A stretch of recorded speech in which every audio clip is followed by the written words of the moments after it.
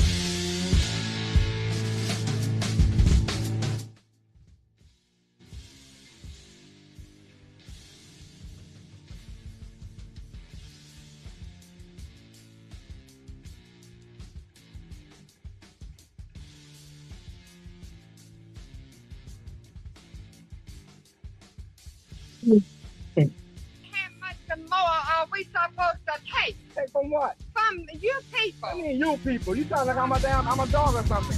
As we forgive those.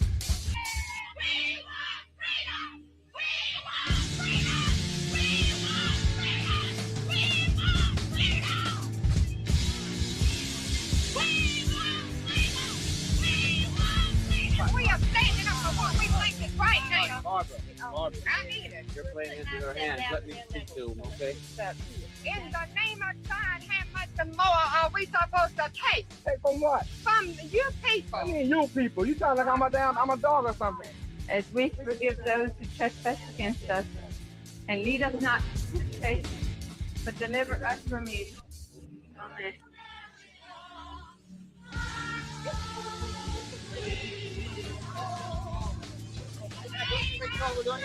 No, we need our rights. They want our rights. They're not going to give it. And they don't have enough gumption to turn around and tell that.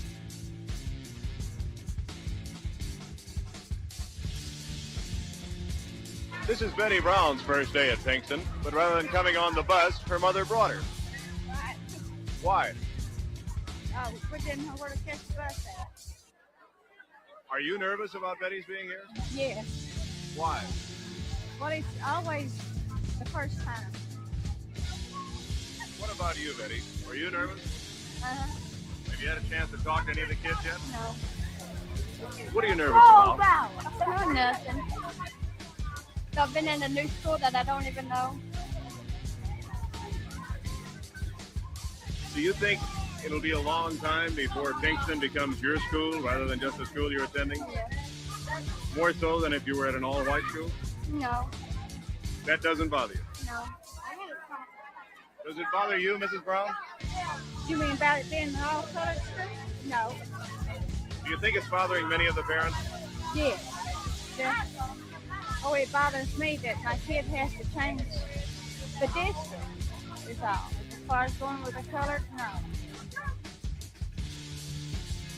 Well, it might be all right. I think the same thing too. You think it's going to be okay? I don't. Why not? I don't. Because the first day that I went out there, well, we had a scramble, you know. But it was okay. You expecting a scramble today? Well, not so.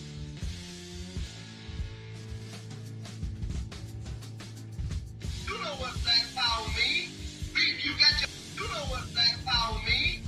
You got your foot on our neck, your hands on our back, and your hands in our pocket. We saying, ow, that's what black power means. Ow! Get up! That's what it means. Get your white ass up. And don't tell me you sitting there cause some white motherfucker sitting on you. You get your ass up and we'll both kick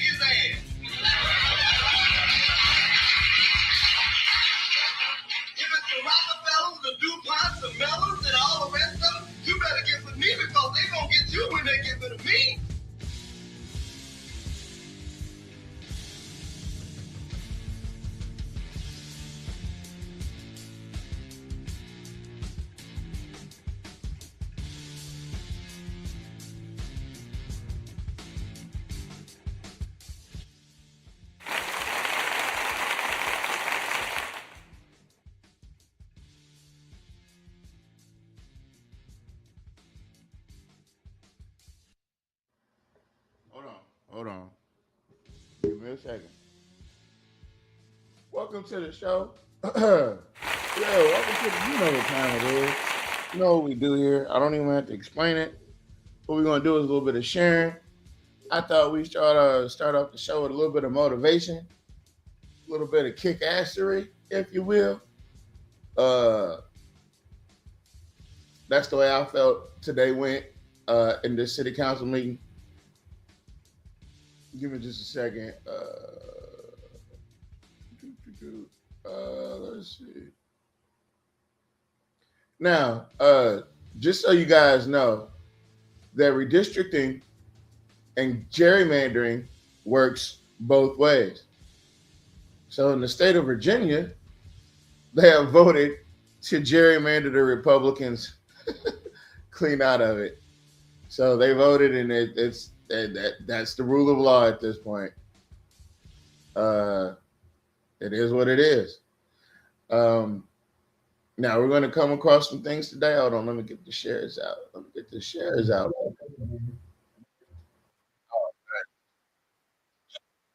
right.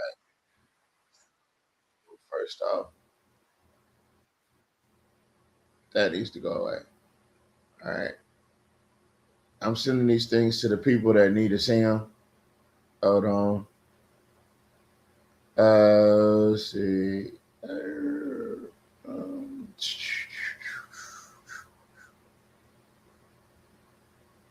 There we go. Y'all might hear all me doing this clicking in the background. I'm just trying to straighten everything up so we can have us a good, well-attended show. Hold on. Get this going here. Y'all can fill in the blanks if y'all want to. If not, we could just all hold on. I got something for y'all. We'll just go back to the hold on.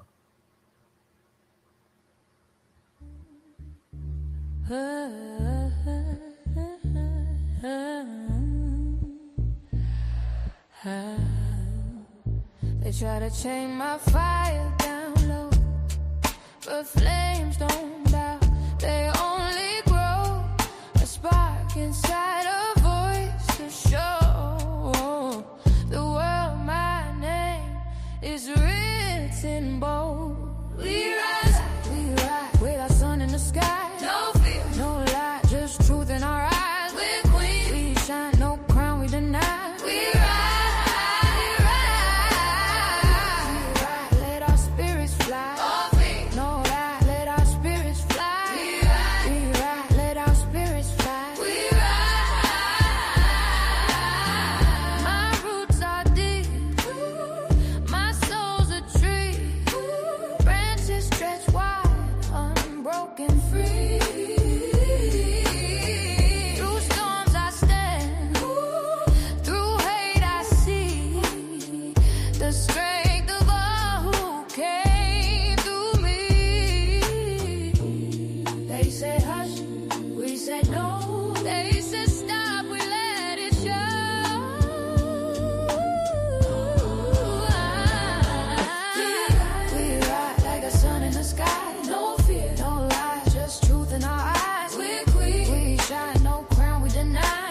Are we quiet?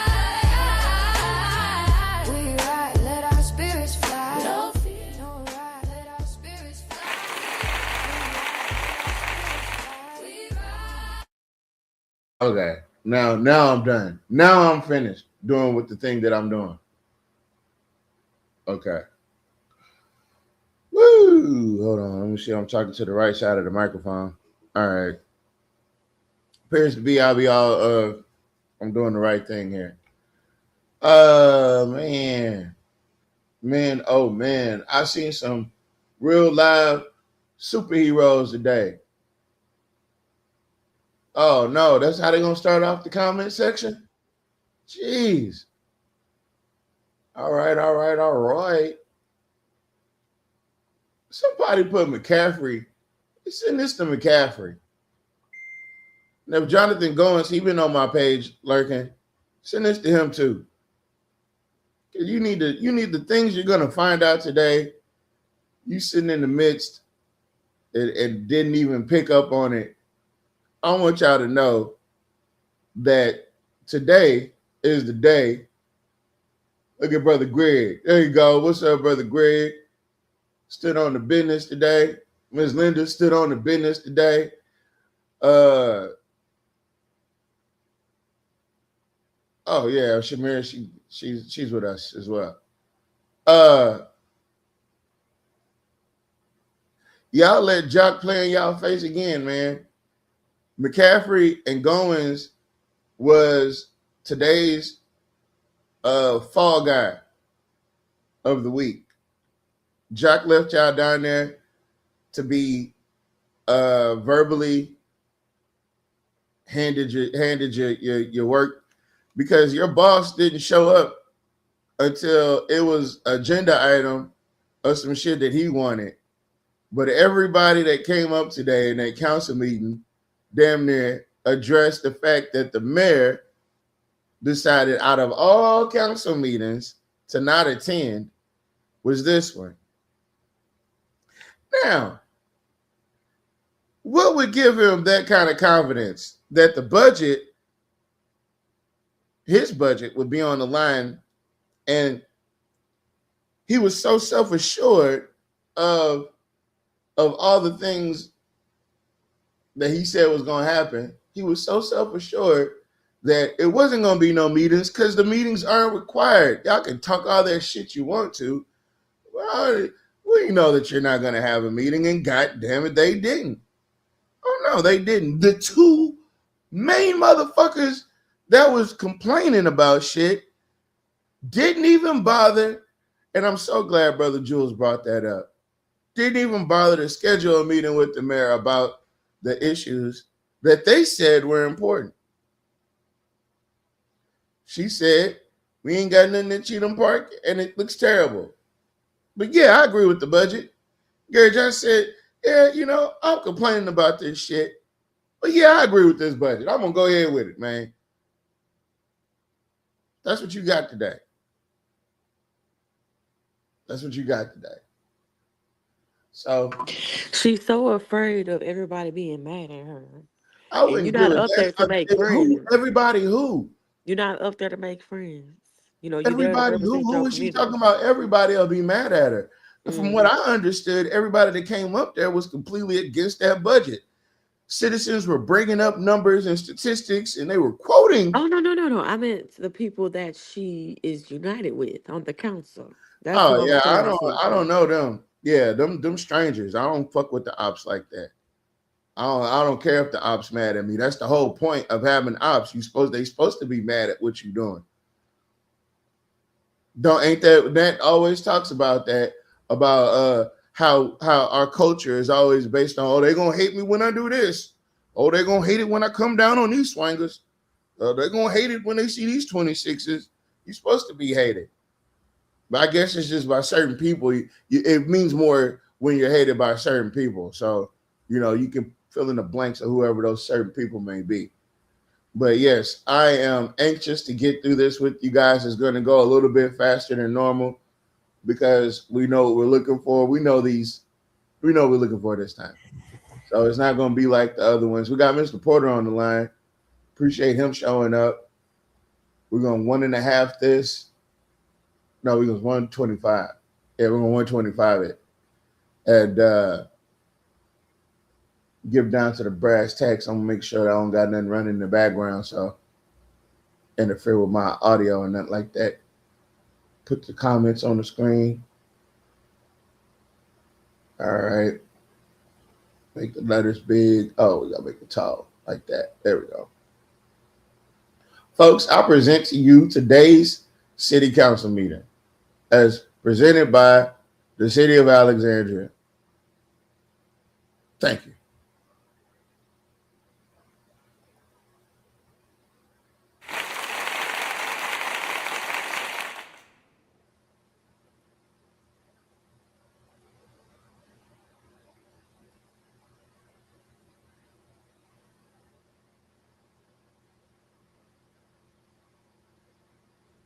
Legal committee is convening. Madam Clerk, please take roll. Ms. Felter. Here. Mr. Fowler. Mr. Larvin. Here. Mr. Chair, you come forward. All righty. First matter, only matter to be considered is number one, to consider final adoption of an ordinance rescinding ordinance 178-2024 that authorized the mayor to enter into an intergovernmental agreement between the city of Alexandria and the Greater Alexandria Economic Development Authority, GATA District, for the purpose of cooperative economic development, general services related agreement and agenda, and otherwise providing with respect thereto. I think if people recall last meeting, we had a very heated, lively discussion about this matter, which is good for democracy. And it's good every now and then to let people speak. Yes, sir. But the committee ended with instructions for me to. Did anybody catch that little that slick shot about letting people speak and how healthy it is for democracy? Because when you stop letting people talk, then it becomes a dictatorship. So yeah, I'm glad he slid that in there to let people know that it's good to hear from the public. It's not a bad thing. You shouldn't try to shun people from speaking, especially when they feel as if the matter is important to them and you're a public servant. So good on you, Mr. Larverdane. Thank you, sir, for speaking up on behalf of the people that want to speak up. To contact Mr. Lewis so that we could discuss this matter in more detail. Attempts were made to contact Dr. Lewis. I reached out to him. I know Gator did, reached out to him. I personally called him. I never got a call back, so we never met. All right. So to the peoples that was there, Ms. Shambam, was C. Ray Lewis in the room? He was not in the room. So C. Ray Lewis was missing. Jock was missing. Yeah. Fucking flunky. So tonight, it's gonna be, well, I've given that spiel. Do you have any comments to make, or you?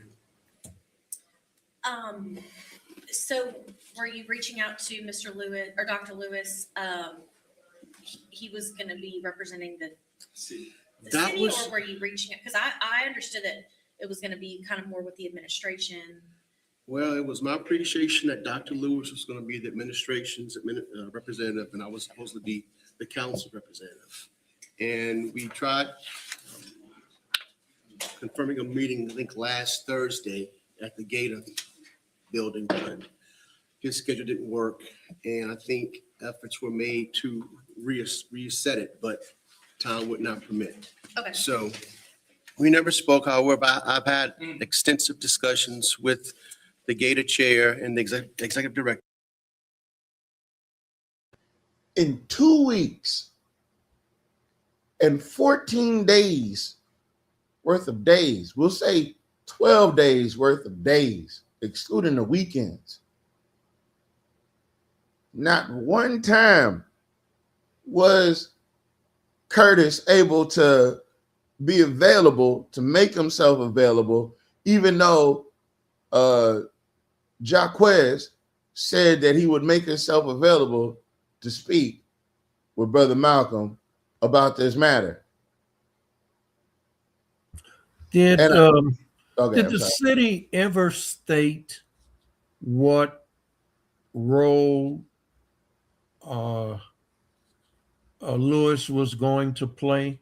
Because is he an employee? Is he a volunteer? What is he? He would be okay. So, Mr. Porter, I'm going to be quite honest with you. My assertion is that C. Ray Lewis left the Gator board to be an advocate for Jock Roy against the Gator board. And in that capacity, I don't think he's on a payroll per se. He may be. We don't know. But what it is he seems to be Jock Roy's do boy, if you will. Last week, we caught him in the Alexandria Mall trying to get businesses to get on board with the Reignite program. The week before that, he was at the city council meeting, avoiding accountability for his vote and his lack of action in the Gator situation. He did not want to be recognized by Brother McGee, but he had no problem speaking when Jock told him to speak. So he would be. Here's my point for trying to clarify his actual role, because he's not okay. If he is not a city employee, he cannot act as an agent for the city in any negotiations. Now, not every employee can do that. So he would have to have a special job with a job description, whereas the mayor designated him as an agent of the city of Alexandria. Otherwise, any agreement he comes to is not binding. Any commitments he make during a negotiation is not going to be honored by the mayor, or I should say, does not have to be honored by the mayor. So, to have him go into this as the representing the city, that is totally wrong. And I am certain that violates quite a few ethics, at least two that I can recall, and it may be more. So he's not allowed to represent the city of Alexandria in any business dealings, negotiations, anything like that. Now, the people in my box are saying that they saw him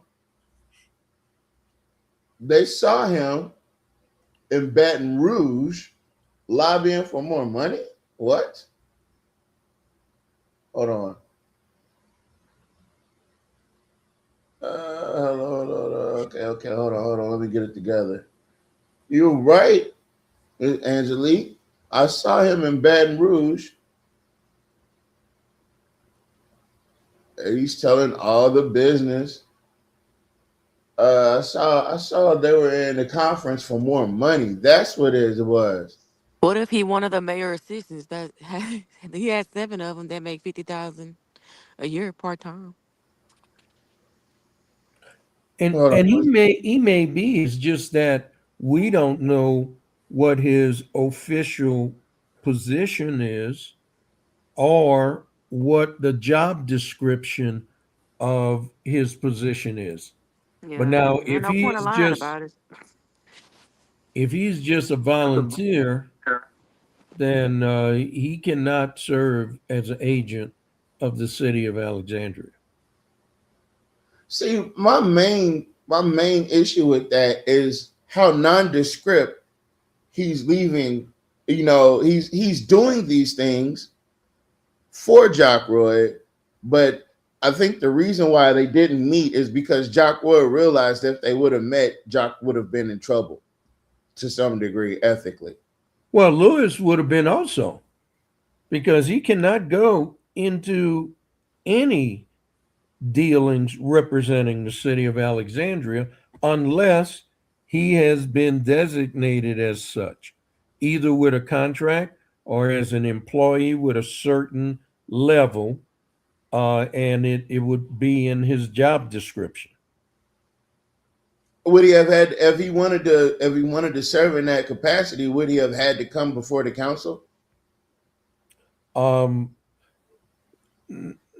only the heads of departments require the council. Not assistants or nothing. Yeah, only the heads of the department, like utilities and finance, Public those works, type of right? Community services.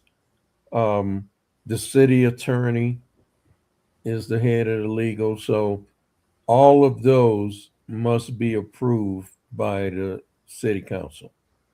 Well. With a tangled effing web we weave.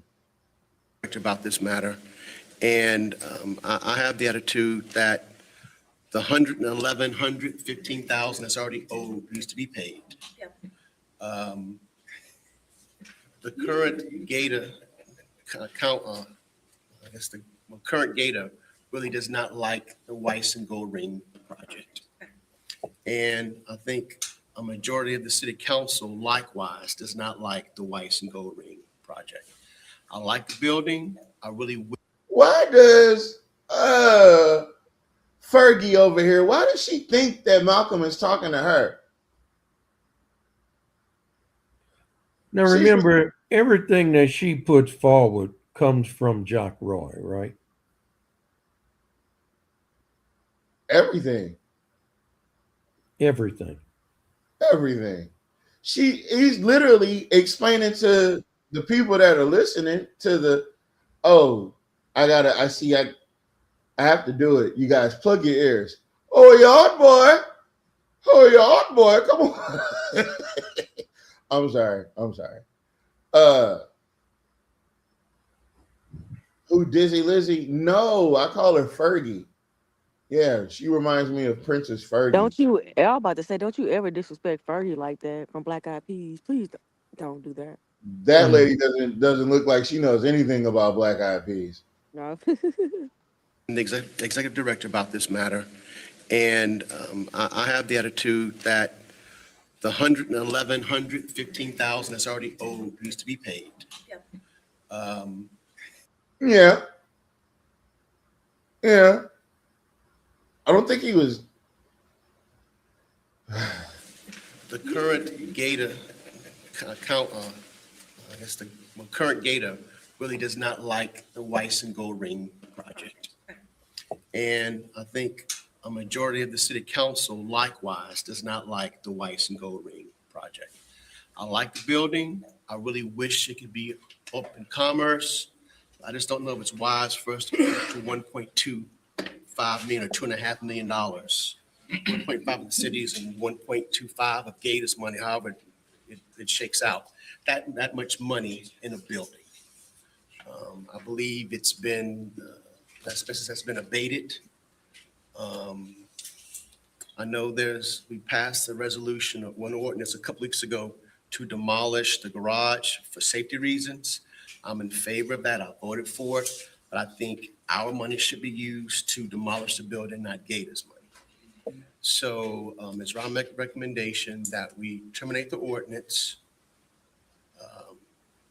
and Gator will take steps to terminate on its side. I don't know how that's going to necessarily shake out, but I know money is owed, and I've told the executive director and the chair that, look, the matter was passed, money was spent, the money is owed. So pay what's owed, and let's work on getting some new projects moving forward. So my question is, I agree with you. I think the money owed should be paid. Yeah, I think we got that the first time. We get it. You agree with him because you were just all in his grill talking about some yes. All right. So thanks for reiterating that. Thanks for that big nothing burger. Oh yeah, while y'all coming in and having a seat and getting cozy, please hit the like button, hit the share button, put this in somebody's inbox they need to know. You know what we're doing over here. You know what time it is. You know how in-depth we are. You know how thorough we are. And we happen to have people that were actually up there talking that shit today. So you guys are going to not want to miss this one. Contractually as well. Is rescinding the intergovernmental agreement, do we have to do that not to move forward with the Weiss and Gold Ring building? Well, okay, if we had discussions, if there were further discussion with the administration, perhaps the contract could have been amended or changed, or another project could have been discussed, or some sort of addendum could have been proposed. But that didn't happen. And Gator has several other projects that they want to do. one in your district with the zoo. They want to do some things with the zoo. They want to do some things that's been discussed with Cheatham Park. A few projects have been discussed in District 3. So, you know, Gator knows that it has to work with the city. Gator knows that it wants to do economic development, but the current composition of Gator just does not like the Weiss and Gold Ring building. And I don't like it either. I love going to cities and seeing people repurposing old buildings, and it looks all neat and cool. I don't think we need to be dumping $2.5 million of our money into it to get there when we've already done the asbestos abatement. So I just think it's time for some private developer to step up and take the lead and run with it. I'm all for it. So, you know, discussion goes a long way, and bridging divides and getting everybody on the same page. Then when there's no discussion. So that's just my take. Mr. Fowler, do you have any comments? Yeah, I do. First of all, this was an ordinance that was passed unanimously by the council and also unanimously by the board. Hey, who the fuck pulled his string? But look, the first districting set of maps was passed unanimously by the city council. Yep, I see what you did there. See what you did there. Who pulled this guy's string? He doesn't say anything, and I can barely understand what he's saying. Yeah. That's because he be half asleep up there. For the data, which set forth a contract for a cooperative endeavor, this is specifically for the Weiss and Gold Ring building. You see what I'm saying? I don't know. What is he saying? He really just rereading it. If we're going to take this track, does that mean that you would in the future, if there's a project that I don't particularly like that's in Lizzie's district, I have something I do in mine, that I could get 3 votes, knock it down and do something in my district? So it looks like to me. So it wasn't just the mayor using Gator. They were all using Gator to get their projects padded. And they were doing it separately away from all the other council people because nobody even knew that they were doing these things on the back end and getting Gator to pay for it. Because Gator didn't want to, the whole thing was closing the loophole. Again, like what Mr. Porter was trying to do with the redoing of that charter section about the utility incentive. It was closing a loophole of just non-paperwork involved freebies. Because that's what this was about Jock getting all these freebies without having to do any paperwork. Only having to turn in a damn invoice to get something, anything, any random thing paid. So they were padding. This is what they're complaining about. And look, just switch Gator to district maps and see how that plays.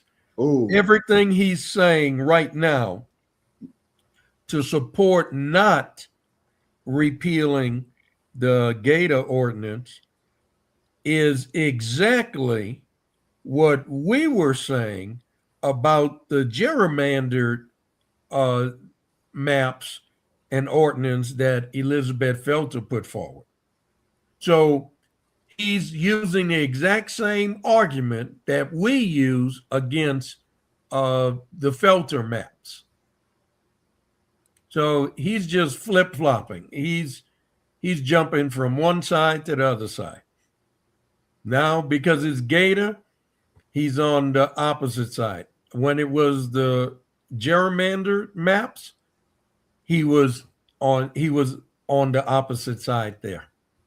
You can't have it both ways.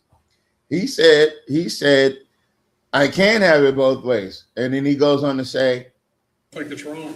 I think you got a contract, you should negotiate around what it is. He said, I think it's wrong. I think we should renegotiate the contract or we should negotiate on the contract, but I think it's wrong. It's kind of like what we were saying, right? About the maps. Yeah. We thought that was wrong. Right. But I guess it's only wrong when he feels wrong. Exactly.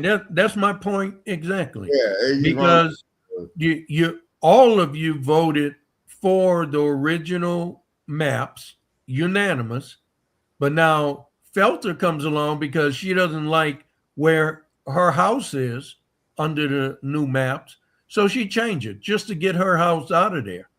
And all of a sudden, this argument that he's using was null and void in Felter's case. But now he's using it in the Gator case. He's resurrecting it, sir. You know, the real truth about Lizzie's house is that Lizzie's house is actually quote unquote historical landmark, or deemed historical by the Historical Society of the Klansmen, right?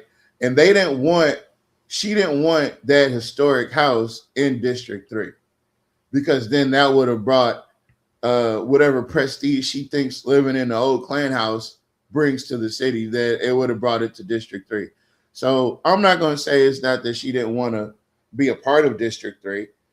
I'm just saying that she probably was protecting the legacy of the Klan headquarters that might be her house, and wanted to maintain it and leave it in District 4.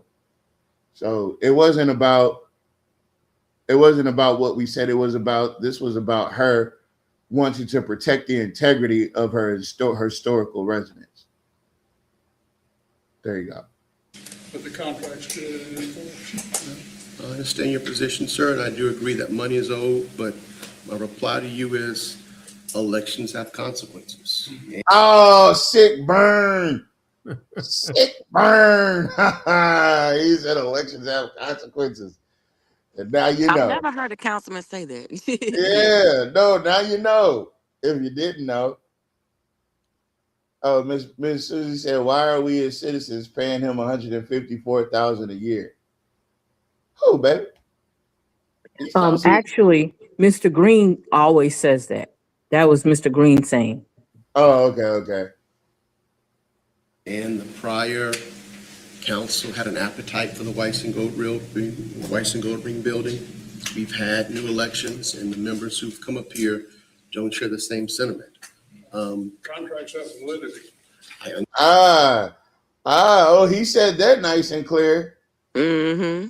All the contracts have validity. You're right, Miss C. Mr. Jules Green did always say that. It's just he been in his spot. You know, I haven't heard him say it in a minute. I understand that, and I do understand that money is owed, but I just don't think we need to be putting the type of money that's been proposed into the Weiss and Gold Ring building with Gator in the city. That's $2.5 million. I just don't know if that's just a wise investment of the people's tax money. So, You caught that? You have your. Wise investment? I see what That you was a did good one there, there. Malcolm. That was a good one there, Mr. Malcolm. Yeah, you know what? He's worth the money. I'm not gonna lie. Position, I have mine.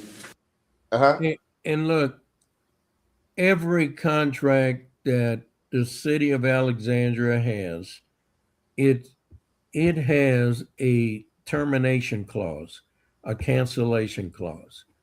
This contract with Gator does not have one. You see, it's always been what Chuck Fowler is saying is absolutely false, because he's been on there 32 years. 32 years, folks. All of Alexandria, City of Alexandria contracts have a termination clause so that we can get out of it. And if the city council chooses to vote to rescind that contract or cancel that contract, the city council has that authority. Now, there usually are terms and conditions for cancellation where you can cancel it, but you have to pay us this amount of money, or you have to pay this as a cancellation fee. There's terms and conditions in it, but you can cancel. Now, they wrote that the city of Alexandria is the one wrote that contract with Gator. Gator never should have signed it. Okay, but they had the votes. Just like what Malcolm is saying, Gator had the votes. They had Upton, they had Callis, they had Patel, they had Carroll. Those four voted, it was approved, but Lewis voted for it also. Now, here's the problem. That contract did not have cancellation clause or terms and conditions for cancellation. That's not how the city of Alexandria does contracts. Chuck Fowler's been there 32 years. He should know that. So they really got over on Gator. Now we're trying to correct that. So this money was going to be owed in perpetuity until they felt like they didn't want to hand in invoices and get money from Gator. Yeah. Yeah. And you know what? The fact that these two are the two assets that are most offended by this is a big surprise, because they don't never talk about Gator. Matter of fact, Ms. Felter, everybody plug your ears. Why the fuck are you even talking about Gator? You don't even have anybody appointed to the board. Exactly. You could have just And she has it for a while now, her or Ballard. You could have. Does Fowler have one up there? He just recently. Yeah, his is Rod. Yeah, he got Ransom. He just put Nose on there. Yeah, Nose, not Ransom. It was Nose. Yeah, Felter, what are you even talking about? You don't even go here. You feel me? What are you talking? Why are you talking? Why are you talking? Yes, why are you just talking? be repeating? But you know what I've noticed with her? She already knows the answer to the question before she asks you. Right, and she thinks that everything is a gotcha. Yeah. And then she doesn't expect anybody. She doesn't expect people to come with a logical, succinct response to what she's saying. When Brother Malcolm hit her with the, well, elections have consequences. Bam, shut up. That's it. That's all. And look, her more than anybody should recognize that, because after she got elected, look what she did. She put Callis on the Gator board. Yep. And look at all the dominoes that started to fall. Now, it began with Reddix Washington, who was none the wiser. He was suckered into by Jack Roy to put that ordinance forward that eliminated the Gator Board commissioner's terms of office. So he changed his, and then Gary Johnson changed that one, the one I put on there, and then Felter and Rubin went at it. They changed theirs, and now everything was done. And then this was done. Elections does have consequences, and she should know that because she utilized that. And and then Gator was in an upheaval as they change all kind of things, right? They change all kind of things with Gator. Now that we are changing Gator, those two got a problem with it. They got a problem with us doing exactly what they did. It's a guy that I listen to. His name is Finesse Two Time. They call him 250, and he has a song called "It's Cool When They Do It. It's a Problem When I Do It." Mm-hmm. So it's cool when they do it, but when we wanted to ungerrymander those maps, you had a problem with it. Okay, I got you. When you wanted to rig Gator and make Gator do what you wanted to do, it was cool. But when we wanted to free Gator, that was a problem. Fuck them. Excuse my language. But I just don't think that's a wise investment. And trust me, I like the building. I want it to be there. I would love for it to be developed. But just $2.5 million of city and Gator money, I just don't know if that's $2.5 million.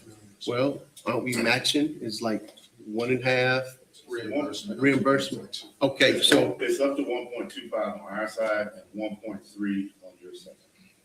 So what That was does the agreement. so Anything money that the city spends on the Washington Road project. Who is Ralph Tresvant? What is he talking about?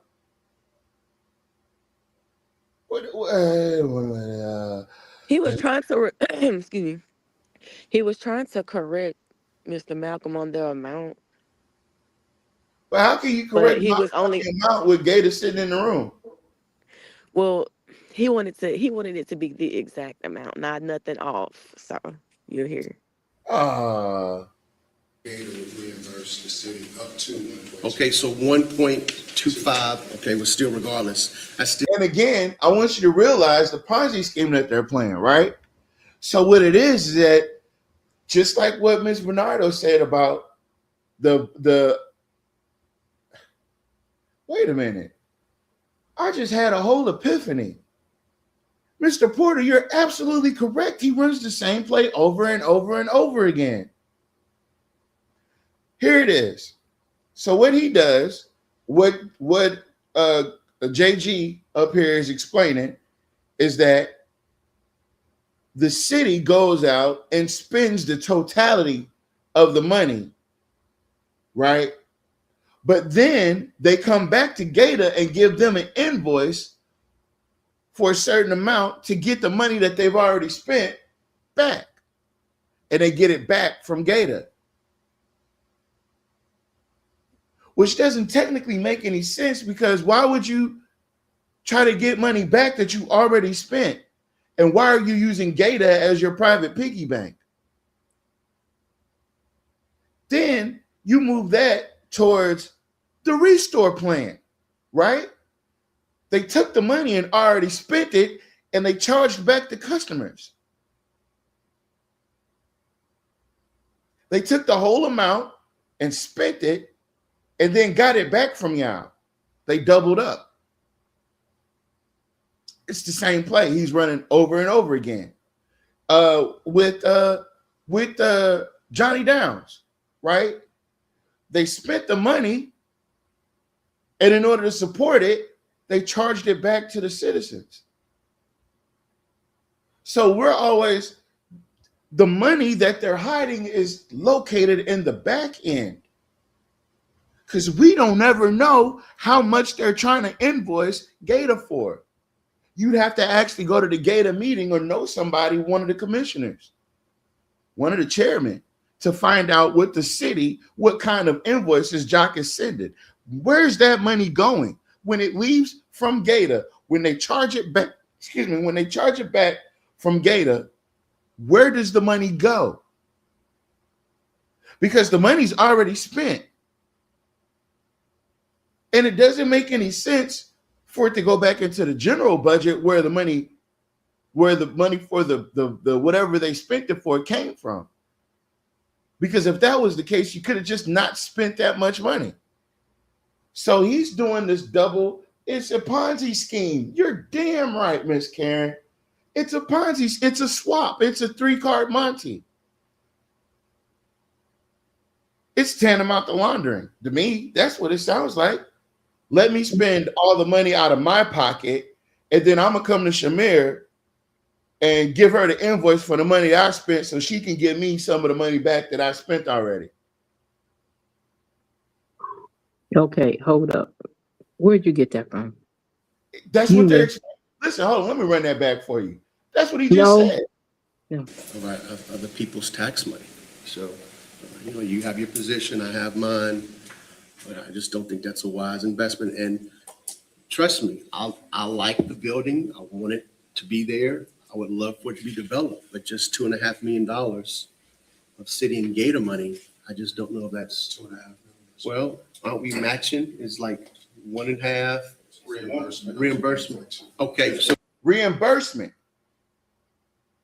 It's up to 1.25 on our side and 1.3 on your side.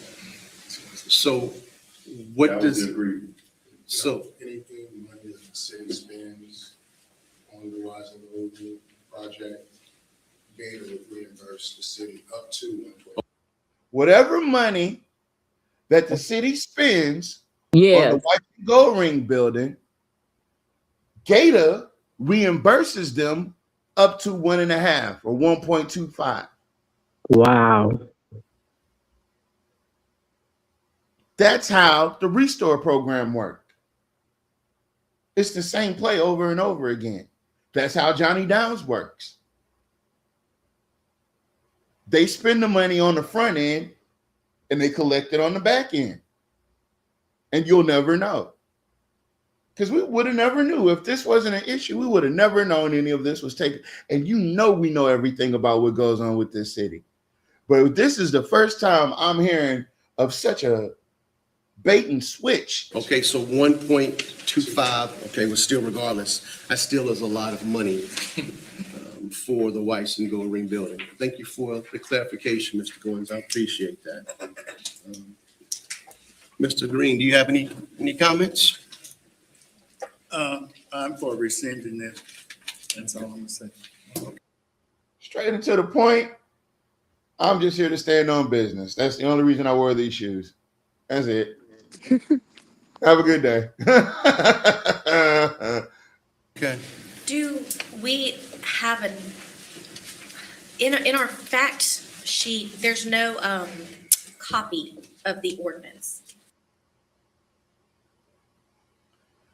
All right. So They got a little hot right here. listen, I was so pissed when I heard her say that. I was like, you're about to go up for re-election and you can't locate the source material in a book you've carried for 4 years. You have to be directed to the index where you can find the information that you're asking about. And then you have the nerve, the unmitigated gall, to get upset when people start pointing out the fact that you don't know that what you're asking for is literally in your hands. Exactly. And you call yourself an educator? And you call yourself an educator. You are one of those people that'll fail an open book test. That's what you are. You're one of those people that do, okay, everybody, get your books out. This is going to be an open book exam. If you make less than 95, you're going to make a fail. You And need to she use a went up ruler there to and read failed. each line.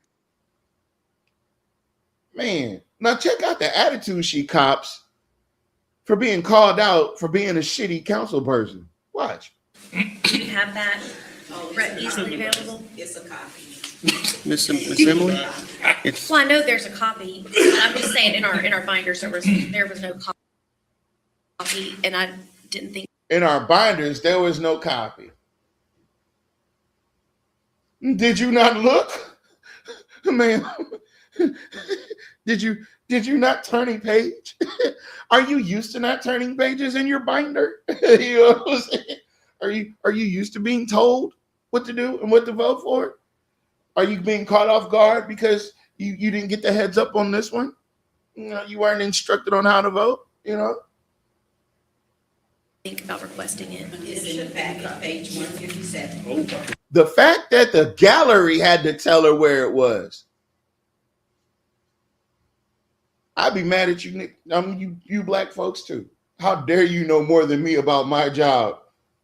That's the original ordinance that was adopted on the 12th day of November 2024. That's Miss Linda Bell. I know that, boys. Miss Linda Bell is in there causing hell She early. cooking so bad. So Early, bad. she in there causing hell early. Hold on, I got a special message. Okay. I got you, bro. I got you. Oh, okay. I got you, bro. Oh, you can comment there as well. I just wanted to let you know for the young lady inboxing me, you can comment on YouTube as well, and it'll pop up over here. So feel free to join the conversation. We're with you. So it's in your package, you just gotta look. Speaking on the one that It's in the back. You just got to look. would be adopted. I'm speaking on, oh, shoot, there it is. Yeah.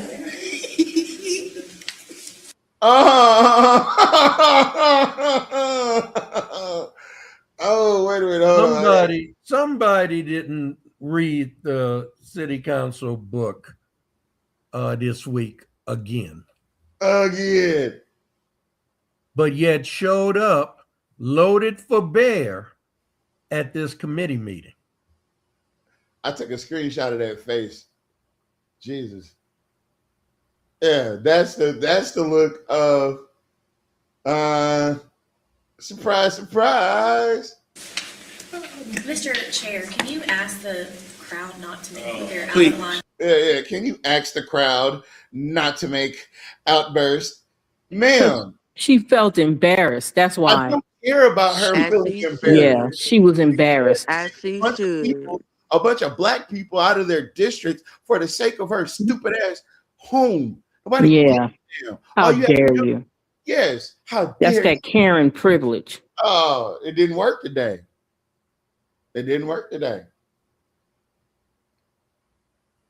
I love how Malcolm just offhandedly did come on, guys. Let me say something here. For the city council regular meeting, those rules apply. For the committee meeting, the rules are established by the chairperson. Now, you want order, you want decorum, you want to maintain a respectful environment. But what was done in the interest of facilitating that meeting. She posed a question saying the ordinance was not attached to the agenda data sheet. Ms. Linda Bell pointed out to her it is in there and directed her to where it was.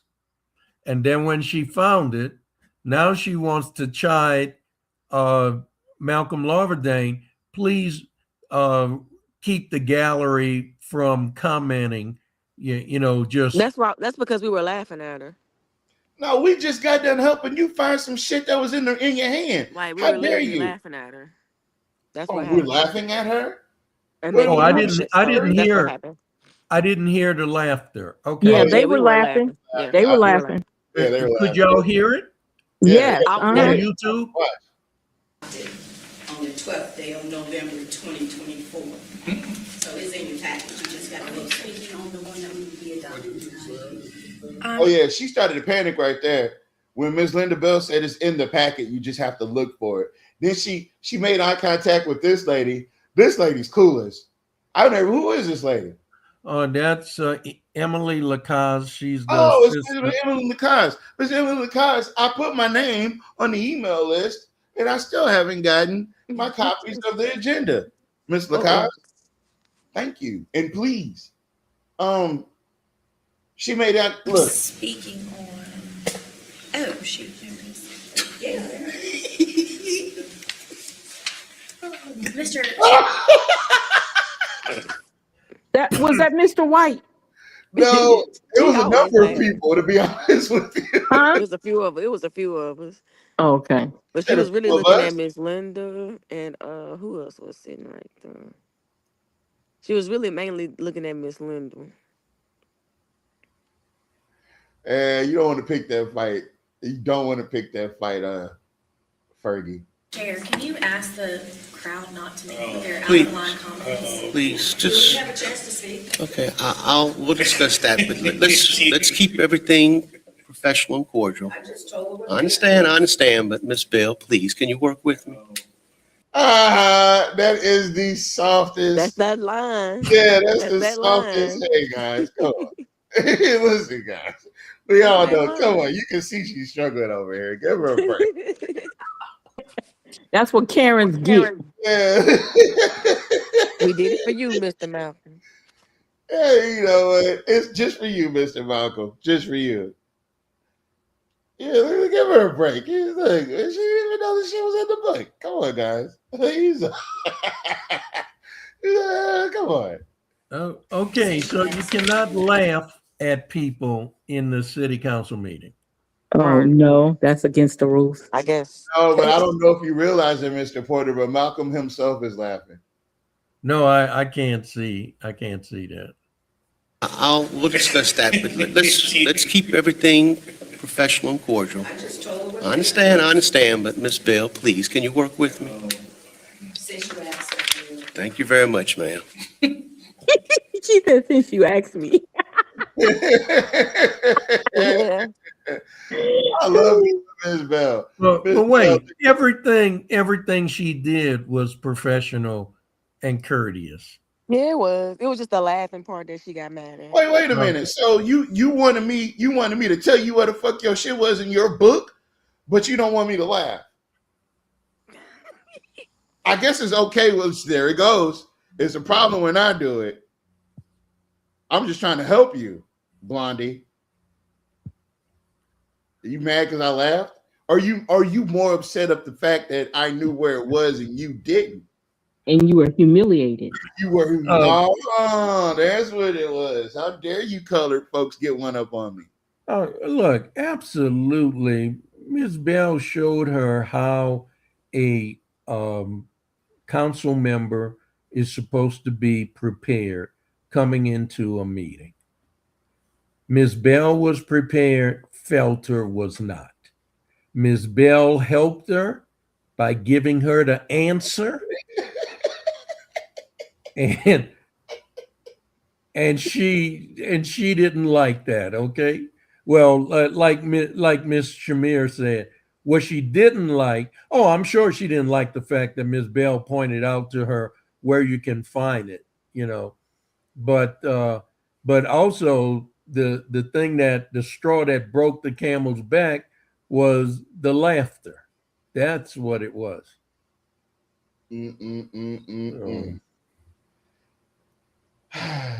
Miss Bell, can I while we doing this, can I make hold on, let me go on the solo screen here.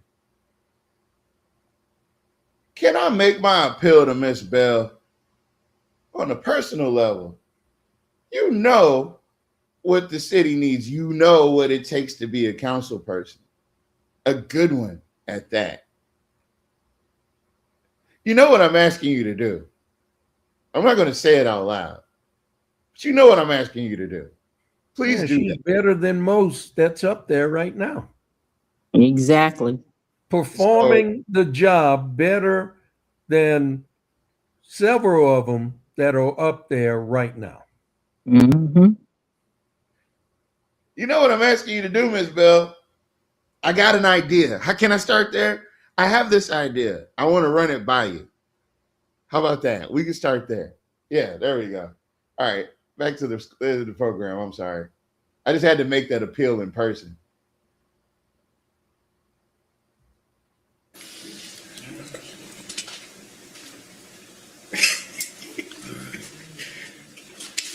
Oh, they still laughing. Somebody's still laughing. That sounds like Mr. White.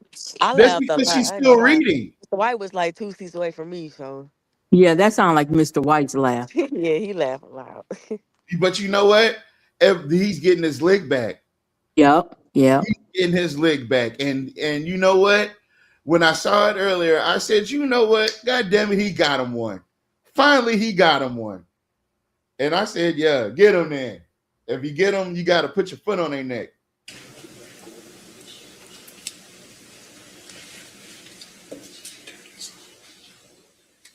Now, mind you, she's reading the ordinance that she voted on. Because she was told to vote on it. She's reading an ordinance that she voted on. And as Fowler said earlier, it was a unanimous vote. So what are you having an issue understanding the ordinance you voted on? Especially as it pertains to Gator, because there's not a lot of those that you voted on.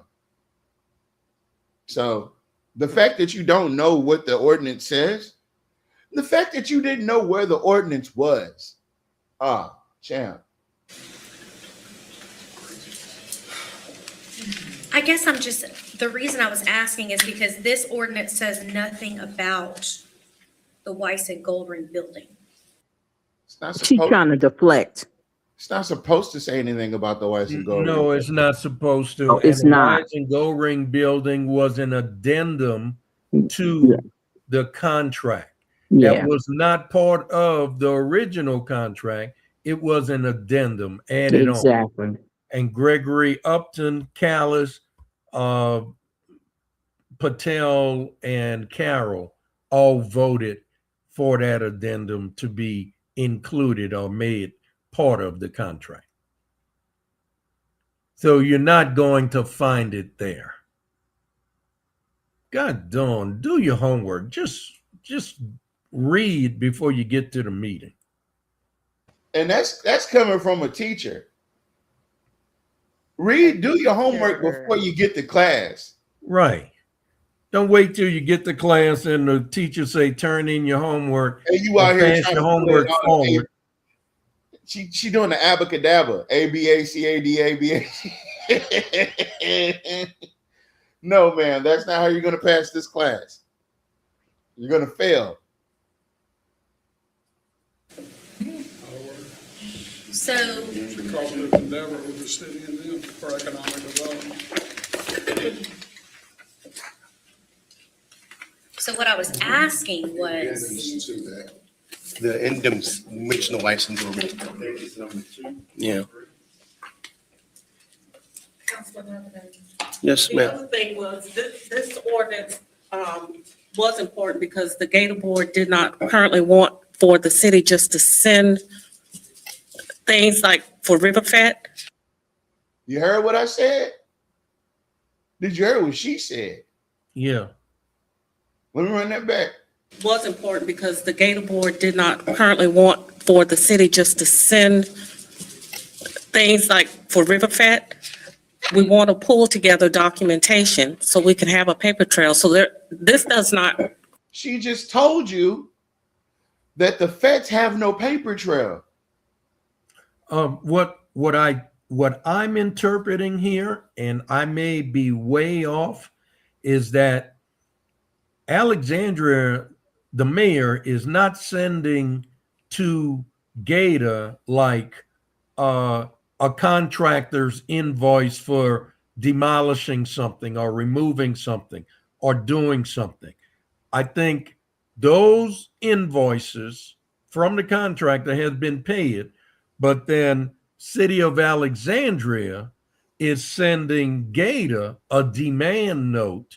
Okay, you owe me $114,000 for work performed on the Weiss and Goldring building. So the way I'm interpreting this, she's saying, we don't know what this is for because we don't have the original invoices from the contractor. We just have a sheet from the City of Alexandria saying, pay this much as per this contract for the Weiss and Goldring building. And what Ms. Vornado is saying, shoot, that might be something from Riverfet that they sending us, you know, because we haven't seen the original invoices and we need a paper trail. And she's right, because last night when we opened up the 2024 audit, that's right, they need a paper trail. Well, what was this for? This was to pay City of Alexandria, reimburse City of Alexandria. Reimburse them for what? For work on the Weiss Goldring building. What work was performed? Well, I don't know. They didn't send us that. Who was the contractor that did the work? Well, we don't know. They didn't tell us that. You know, she needs a paper trail to comply with the legislative auditors, and they are audited once a year. So she's now I might be wrong, okay, but that's what I think this is all about. You're right. You're right. And I want to bring your attention to what this sounds like. This sounds like he's holding up Gator for ransom. It sounds like that data breach all over again. But I'm not going to go there because I know how you feel about it. But I feel like Jocks had a lot of practice in demanding money from entities that, he knew Gator had the money, right? So what did he do? He set it up so he could get that money in perpetuity. Just like, I'm not going to say I'm not going to say he knew that the money was there and that, if we wanted to get the money out of the city, it would have to be under the auspices of something. But we can create that environment. We can recreate that particular set of parameters to make it look like a certain way, right? We can get our homeboys to go in there, just like he did Callis, just like they shuffled all those people around to fix it so it would look a certain way. And it was that they made it look like Gator was with this.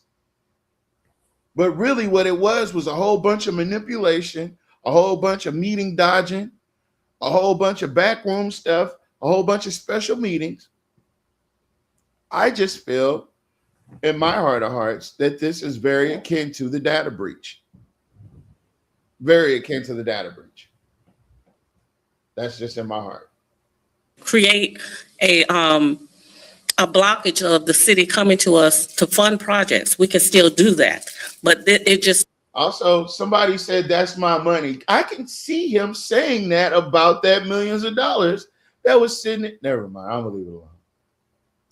We rescinded. You just don't like the Weiss and Gold Ring building. Well, it's not only the Weiss and Gold Ring building. They don't like the way the ordinance is written to where the city doesn't really have to submit anything for other projects that they want to do or other events. It's like sending over a withdrawal check the way it's written now, and we don't want to do that. So it's important to rescind this ordinance along with the intergovernmental agreement with the two addendums that were with the Bolton Avenue Community Center, which that's already gone, and with the Weiss and Gold Ring building.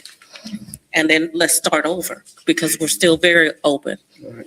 And it's your desire for Gator to work with the city, correct? Absolutely. Absolutely. We did a paper trail. I contacted Mr. Ranson first. He told me that Dr. Lewis was the contact person to contact him going.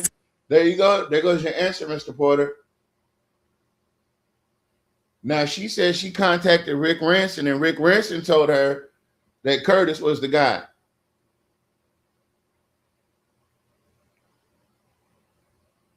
I don't know if that concerns me or not. I don't know how to feel about that. Why is Rick Ranson is Rick Ranson working for the administration? Yes, he does. Yes, he's one of his assistants, I think. Correct me, anybody.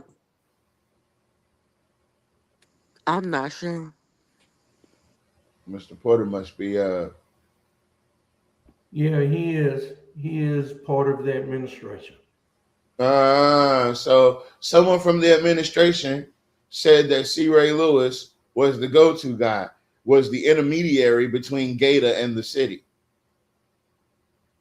That does sound like an official forward. I did that. I contacted you to pull together a meeting as soon as, we could. And Dr. Lewis told me he would circle back. That never happened. So I sent another letter. So he sucks at his job over here too. Damn. Sheesh. Requesting that we meet again or another person be designated. All right. Any further comments? All right. Why she look lost? I would like to make She is. Ms. Bell, is there anything you want to say? She is lost. She's absolutely lost. She looks like little Bo Peep. She looks like she's looking for some sheep.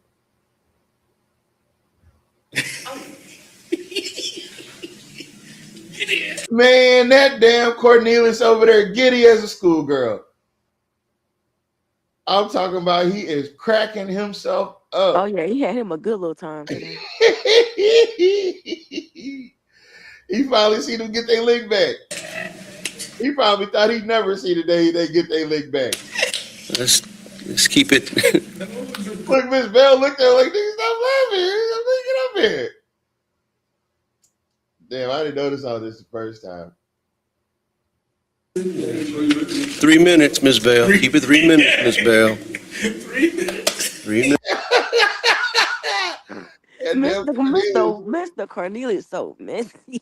Oh, that boy was having himself a good old time. Listen, Yeah, he was being messy. I'm talking about he was over there having a He blast. was instigating so bad. I know. I can tell. I love it for him. Minutes, Miss Bell.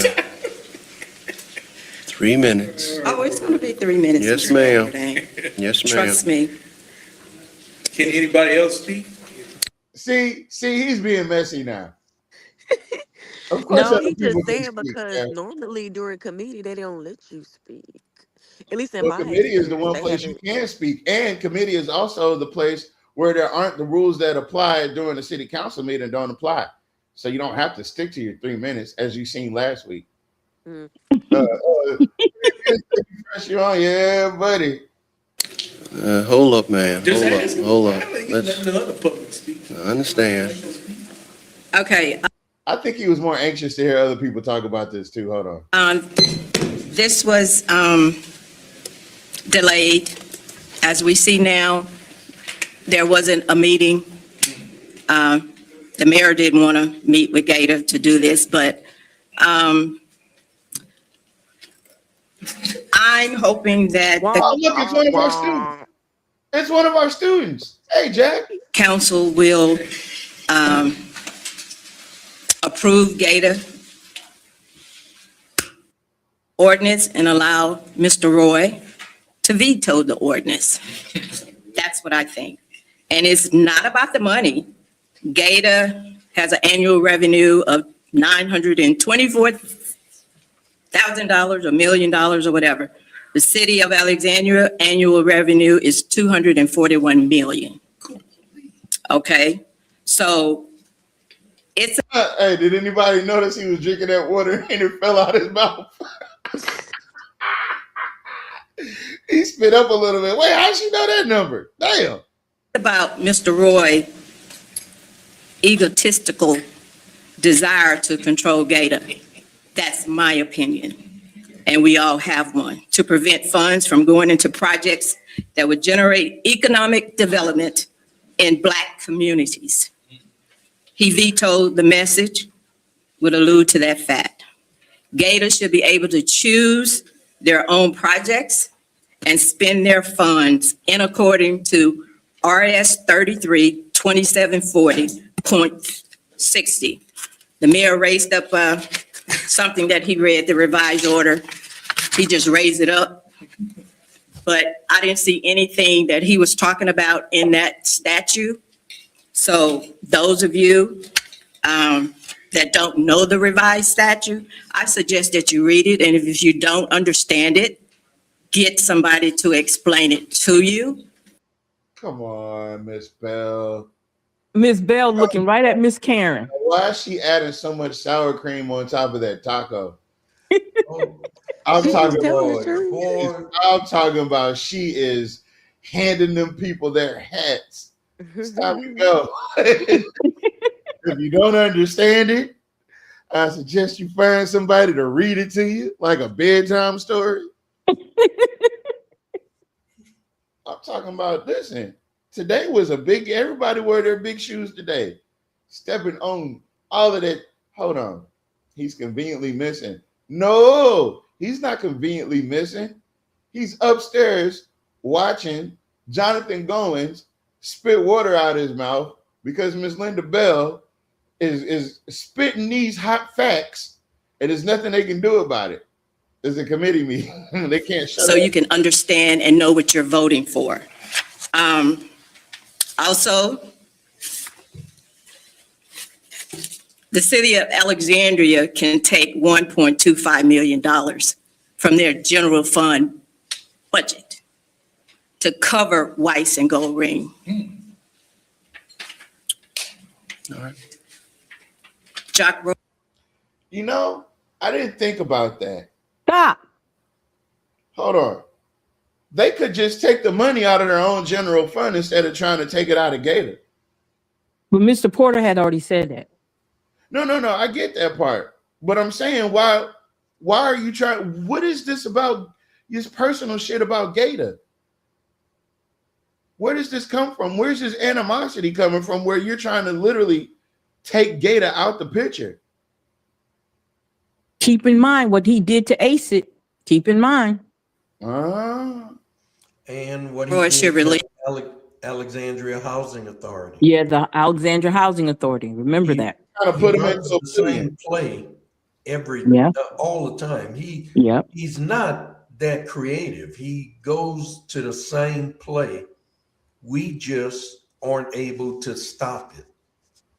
But he's running the same play on us every single down. And it's just in different forms. And it's like he sees the play in every situation, and he just goes, all right, well, I'm just gonna move this over here, get these people in here. Yep, we got the money, chick-ching. Release Gator from the contracts. I don't know if you caught it the last time when he said that it will go to court. Let him go to court. Yeah, he said it's his money, it's y'all money, it's my money, whatever. But yeah, let it go through. All right. Thank you very much. Hold his feet to the fire. Let him take you to court. It's not like the first time he has sued the council. Bing bong. Yep. Bing bong. Now that was a great delivery. Yes, it was. By Miss Linda Bell. I mean, just an excellent delivery and to the point. And I'm just curious to see how the mayor is going to refer back to that in his next mayoral briefing on that.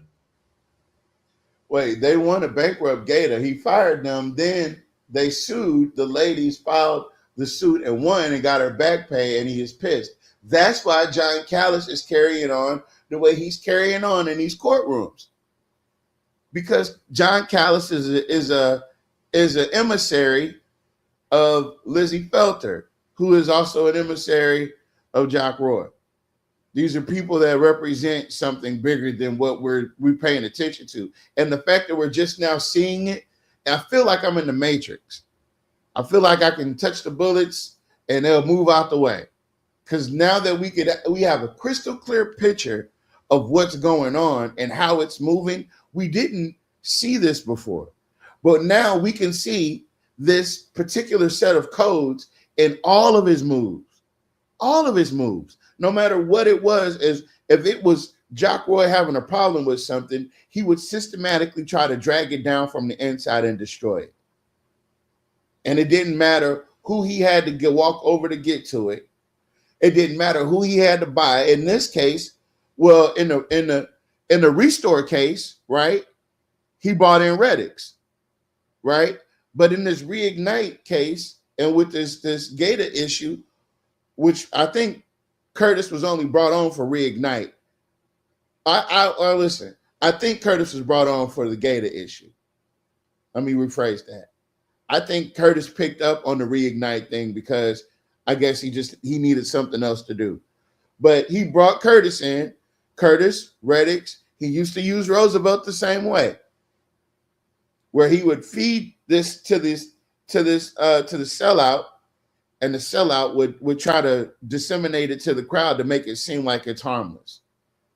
But it's really poison. It's quite poisonous, which is weird, again, because this is the third time Curtis's name has been mentioned during the city council meeting, and he's not even there. After all that blustering that he did at the last city council meeting, all of a sudden he's no longer entering. He's not there. he's in Baton Rouge, knowing good and well he was supposed to take the time and talk to the council about this issue. So him being in Baton Rouge, I don't care about.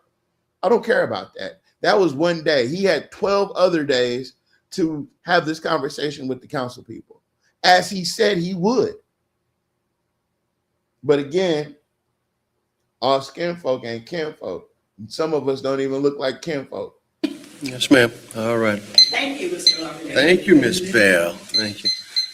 We good. We good, Mr. Cornelius. I have a question. Oh, by the way, Cynthia, that's how you handle a proceeding. That's how you handle it. Okay. All right. All right. So procedurally and legally, what will we need to do if we rescind the ordinance to put in the provision that they would pay back what's already owed? I think they've already acknowledged on the Yeah, record. we don't have a problem paying back. Oh, okay. Yeah, that's not a problem at all. And I have the Excel sheet of the expenses that we should pay them, but we would just ask that after that. No further. Yeah. Okay, I understand. So, all right. All right. I recommend that this matter be referred to the full council for a vote. Do I need a second? I'll make a second. I'll second. All right. Full council for vote. All right. Thank you. This matter is adjourned.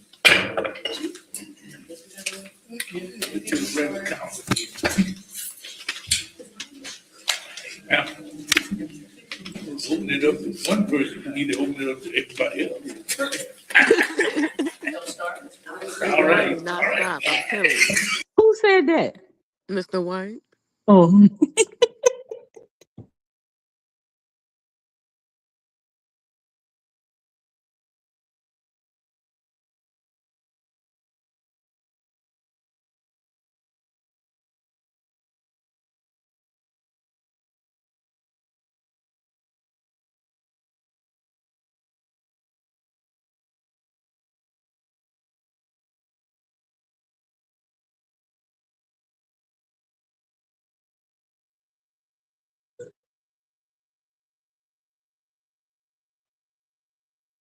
And see, you know what, you guys? It actually definitely needs a whole breakdown.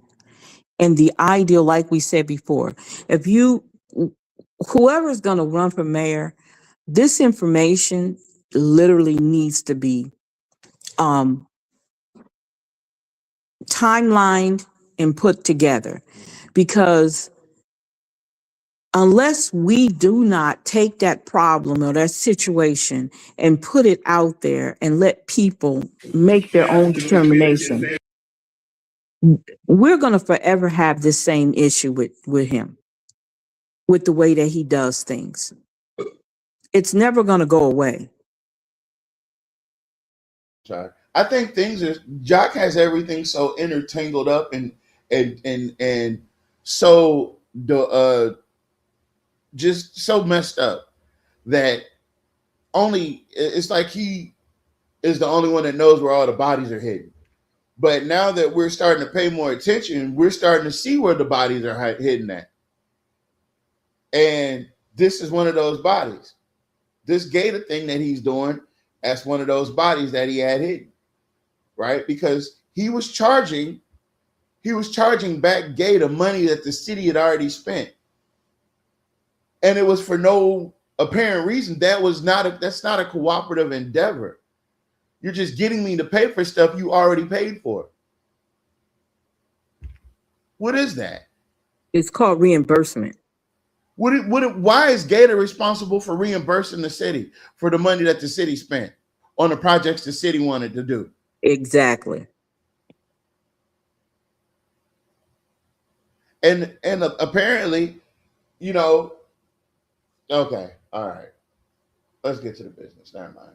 Data Services and Events Committee, the agenda item, April 21st, 2026. Myself, Mr. Fowler, and Mr. Johnson, 445, to hear an update from the administration on Cheatham Park Pavilion. The administration sent down an email yesterday, and I will read it for you. The Division of Community Services, Parks and Recreation Department has requested and is waiting updated vendor quotes to repair and replace the rolling doors on Cheatham Park Pavilion. Currently, use of the pavilion can be requested through the Division of Community Services. Contact City of Alexandria, Mr. Michael Caffrey, 318-449-5000. That is what they sent down yesterday. But Mr. Goins, I still have a question. Regardless of this.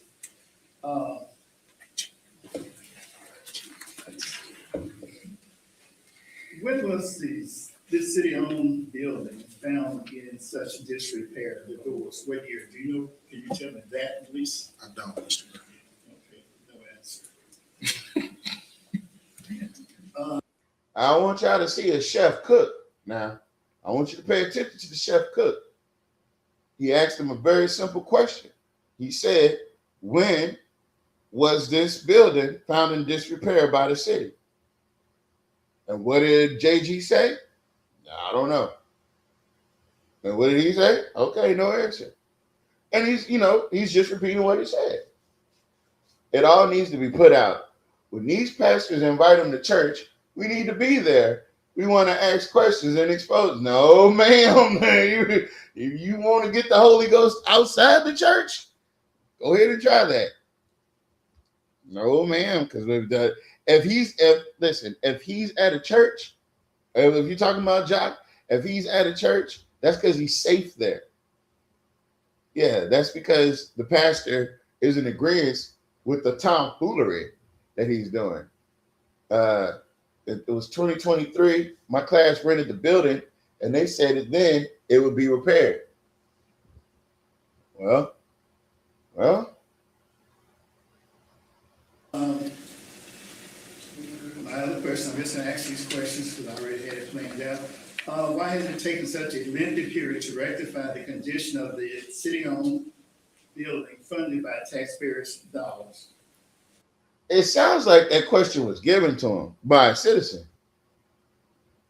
That's a part of doing the work as well, Cynthia. Actually fielding the questions directly from the citizens and being the conduit by which that question gets asked to the people that know. That's how you do that. And I hate to have this how to be a council person class, but between Jules and Malcolm, they're putting on the master class right now. Can't respond, sir. No answer. Okay. No answer again, folks.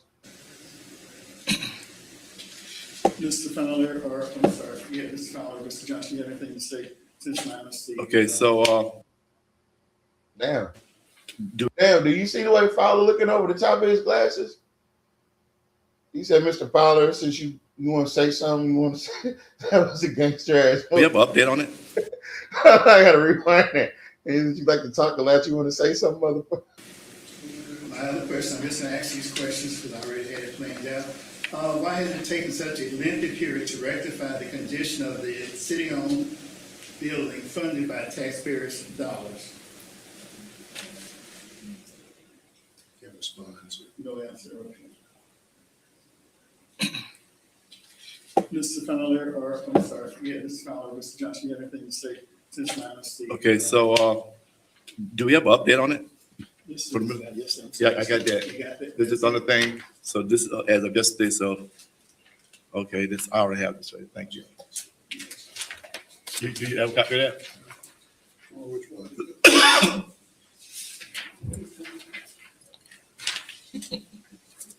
All right, well, since they don't have an answer waiting on quotes and prices, I'm just gonna say the building has been in disarray for a minute, and still with the recreation director should have been notified of this, and we'll see what goes on from this point on. Anything you want to say, Mr. Fowler? I'm not familiar with the situation involved. Okay. Mr. White, Well, messy. Well, we need another update. We need to get some more updates because from what I look at it is the safety has a 2. So let's get that in. I I hate when he does that, right? Because he never formally requests anything. He acts like this is a goddamn military briefing. And that just because you say you want it, somebody's supposed to scramble and go get it for you. Yeah. And you don't write anything. It's nothing formal. You don't write anything on paper. You don't make any actual formal request. You just say, well, I asked for it, and I was supposed to have it. I didn't ask for it but one time now, because I wanted to make sure that people heard So me. why is it that Ms. Colson said Fowler said he wasn't aware? Why is he sitting on that committee if he wasn't aware? Because never mind. Yeah, No, that's so right. the Because president of Johnny the Downs? city council Johnny make- Downs? the Huh? president of the Mr. Ford? city council make committee assignments. Say that again? The president of the city council, that person makes committee assignments. That No. That's not what I'm saying. Oh, I'm talking about the idea. He's been on this committee. I'm saying, why doesn't he know anything about what they're talking about when it came to Cheatham Park, when they voted on it? You got to remember what they voted on already. And he asked him, he's saying he wasn't aware of it. Yeah, you had to be, Mr. Fowler, because you voted on the budget. That's not something exception to the rule of the budget. So how you sitting up there on a committee that you don't know anything about what's going on? That don't make no sense. Well, I mean, Mr. Green did point out that that particular thing that they're talking about have been in disrepair for many years, and It was talked about at the last city council meeting. Oh, well, I'm not familiar with that. Well, I'm just telling you, it was, and he was sitting there. I understand what you're saying. I wasn't here for that. If y'all gonna recall somebody, y'all recall him. Literally. Exactly He's just right. sitting up there taking us Listen, face. we're not going to say that word because we know how people take that word and they fuck it up. So let's not say that word. They be done recalled themselves trying to and mess around, recall them. I want to recall myself. Yeah, that. Stop. All right. And certainly, if we have a recreations director getting paid such an exorbitant amount of funding, he should be on his job. Sick burn. I see what you did there. He said that we're paying That was a a guy. good one. We got Dr. Keith Fox in this mug with a pay raise this year. And he's making what, 99,000, almost 100,000 a year now? Yeah. And he has no idea about these parks. He knows about Johnny Downs back and forth. But the Parks and Recreation guy has no idea that Cheatham Park has been in disrepair for years. All right, I'll buy that. Thank you for your time. This committee meeting is adjourned.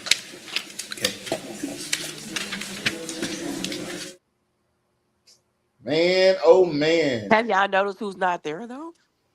Who? Have y'all noticed who's not there? Ballard? Trey Gist. Oh, that's right. Trey Gist wasn't there. I didn't even notice that. He's Nepo baby. He's not there. You know what? You know why? You know why we didn't notice that? Because he's not important. Well, No, but look, that's money we ain't gotta pay him to. well, I'm sure he's back behind the wall. Huh. Look, Yeah. he's not required to be at committee meetings. He'll attend a committee meeting if he's requested to be there. But a lot of times he comes in just so he could get paid. Okay. Mm-hmm. But he doesn't have to be there. Now, and really, he doesn't have to be at a city council meeting either. Yeah, I know. I said that. I know. I believe that. If y'all could remember when it was me, Joe, Jules, and Ed on the city council, Ed got rid of him. Ed was the president. Ed told David Williams, we don't want him in our meetings. And told him we don't want him as counsel for the city council, because he doesn't represent us. He represents the mayor. So and so he was out, and we didn't have him in there as long as we were there. He got reinstated when Lee Rubin took over, after Joe lost and Lee Rubin got in there. That's when he took over. He came back.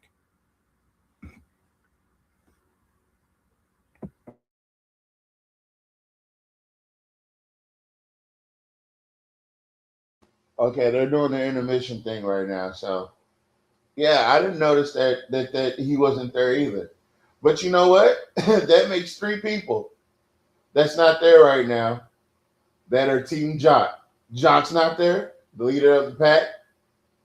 Curtis isn't there, and Trey Gist isn't there. All of them at some iteration of this meeting, they all were expected to be there. Now, I tell you what, Jock did send some personnel down. So it seems as though Jock just threw a whole bunch of people in front of him to catch some of these strays and some of this responsibility that they've been wanting to put down. Now, I know Jock isn't required to be at these city council meetings, but why would you think he would purposely miss this one?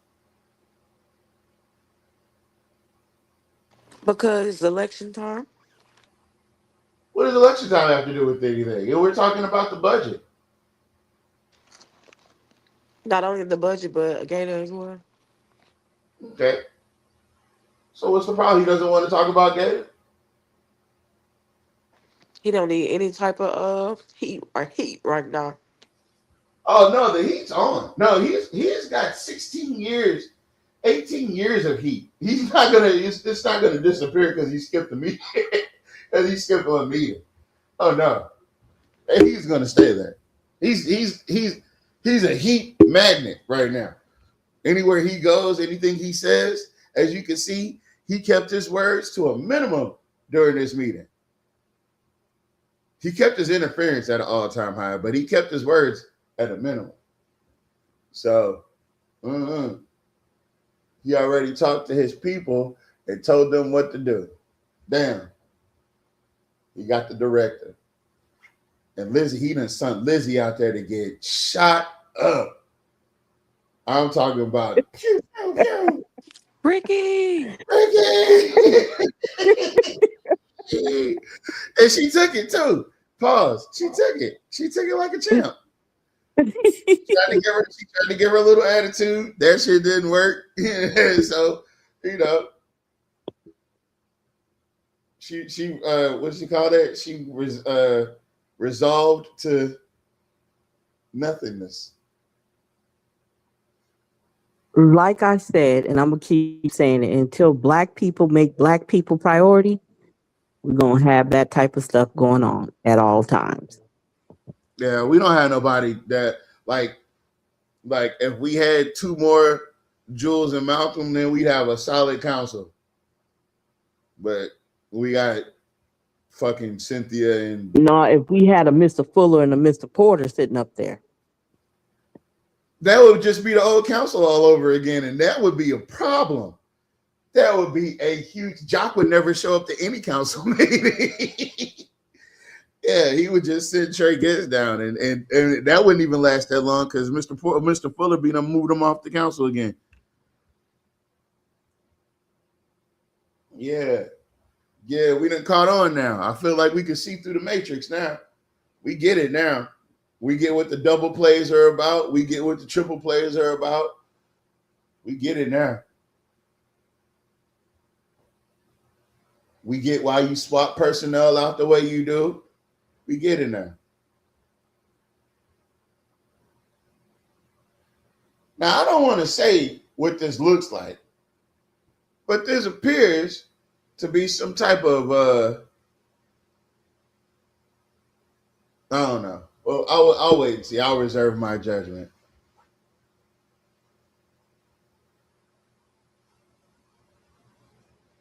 Thank you guys for the ones that are watching us that are almost asleep.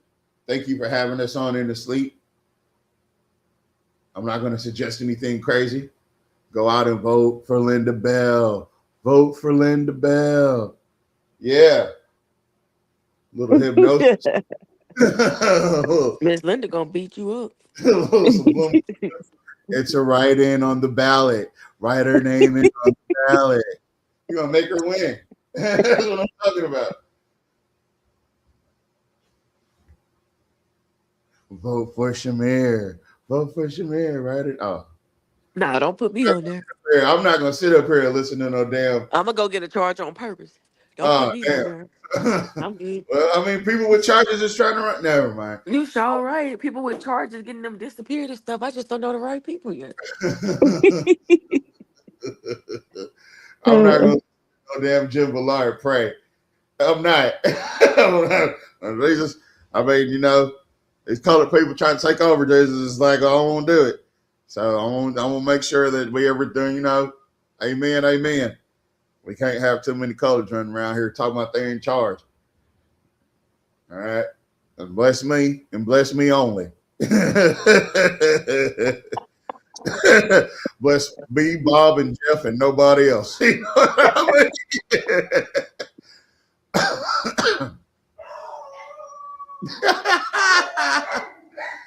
A damn dog started barking. Roll call. Mr. Johnson? Here. Ms. Stelter? Here. Mr. Green? Present. Mr. Fowler? Here. Mr. Ballard? Here. Mr. Lauderdale? Here. Ms. Terry? Here. Madam President, your report. Okay, we have the approval of the minutes taken from a regular meeting held on April 7th. I need a motion. Move. And second. Second. Motion by Councilman Ballard, second by Councilman Fowler. Public comments. What is in the section of the written minutes would you like to make a comment on? If it is not in the written minutes, there will not be any discussion or comments, only in the minutes. If you have any questions pertaining to any item on the agenda, please contact the administration before or after the meeting. And we have a discussion by you, Mr. White. Yes, ma'am, Madam President. Appreciate you. You're welcome. My name is Mr. Cornelius Lawson White Jr. I live at 3638 10th Street in Alexandria, Louisiana. My zip is 71302, and my phone number is area code 318-446-6934. You say, do I agree with the minutes? Essentially, I disagree with them because, like I said, we had the best discussion with Malcolm having that last week. 4-hour meeting. We ain't never had no meeting like that. Now the mayor's not here, I don't guess. You know, I know he was in Baton Rouge. I saw him down there. But I agree with Jim Ballard on one thing. We need to pray for those people in Shreveport, and we need to back them 100%. So Thank you, Mr. White. thank you, man.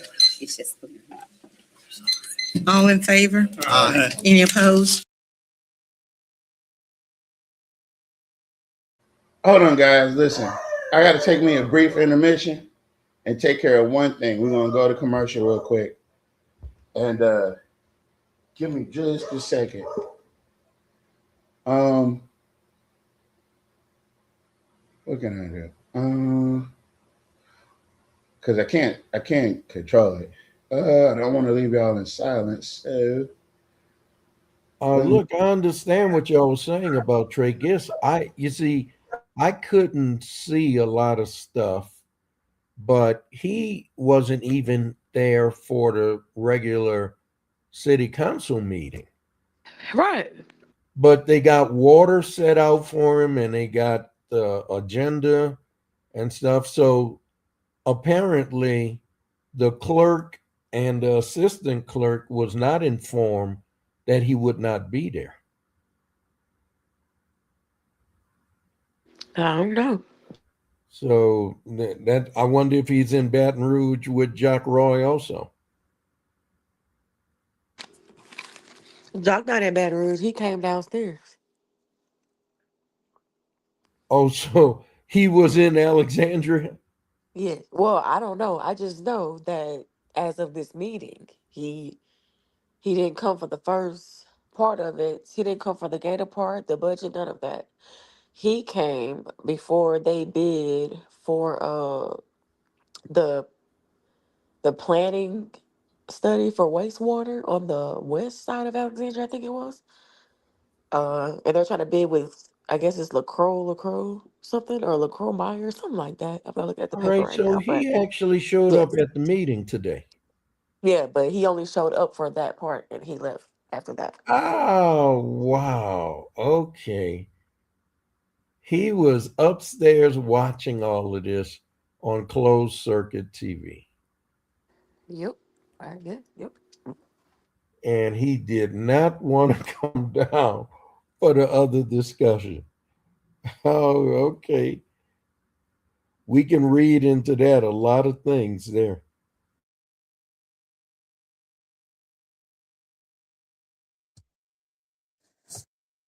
Yeah, I thought this was a very interesting city council meeting.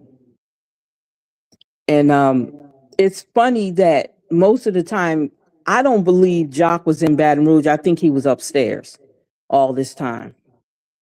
And it's amazing how he plays these roles.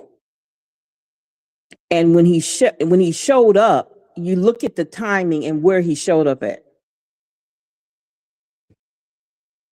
Okay, pay attention to that, where he showed up at. If he was there, that was very disrespectful that he did not send the community services director down Mm-hmm. green committee. The recreation guy too, the recreation director. Yeah, that's very disrespectful. Mm-hmm. Yeah. I guess he figured I'm gonna show you we're going to boycott any committee meeting you have. We're just not going to show up. Mm-hmm. Yeah. And this is the play, like we said earlier, like you said earlier, the plays that he always does. He knows how to play. And this is what you guys should be tired of. This same old, trying to destroy different organizations when he can't have his way, shutting things down, putting people, getting the right people to touch the right people to put them on those committees and put them in those organization commissioners, board members, and then tell them not to show up. Nobody can tell me anything different. Don't tell me that he's not doing that, because it's been proven that he's been doing it. He want to ask for receipts. The receipts, you don't really need any receipts. You can look at the people. You can see how the people are voting. Always pay attention to the way people vote and the things that they vote on, what's important to them and what's not important to them.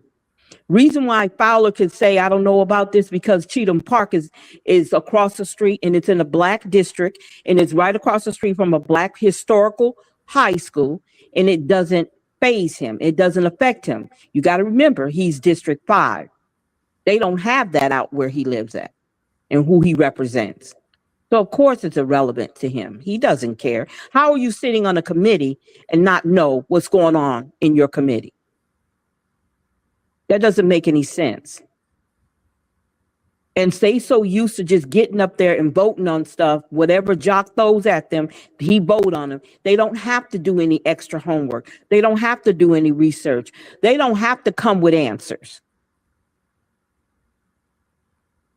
And nobody puts their feet to the fire, because it's not only about District 5. You have a whole you have a whole city sitting up there. And they supposed to know what's going on throughout the whole city, not just their districts.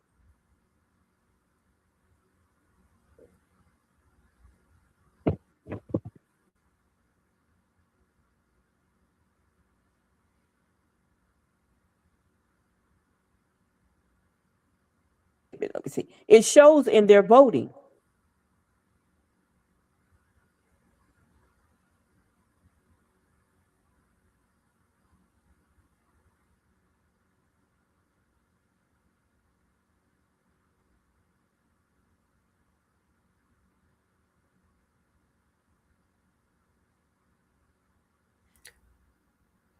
Hey,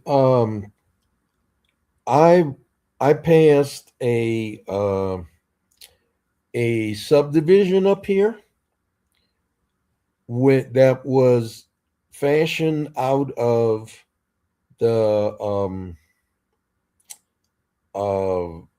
the storage containers, the shipping containers, and I'm going to try and take a video of it and show y'all how other folks around the country address affordable housing.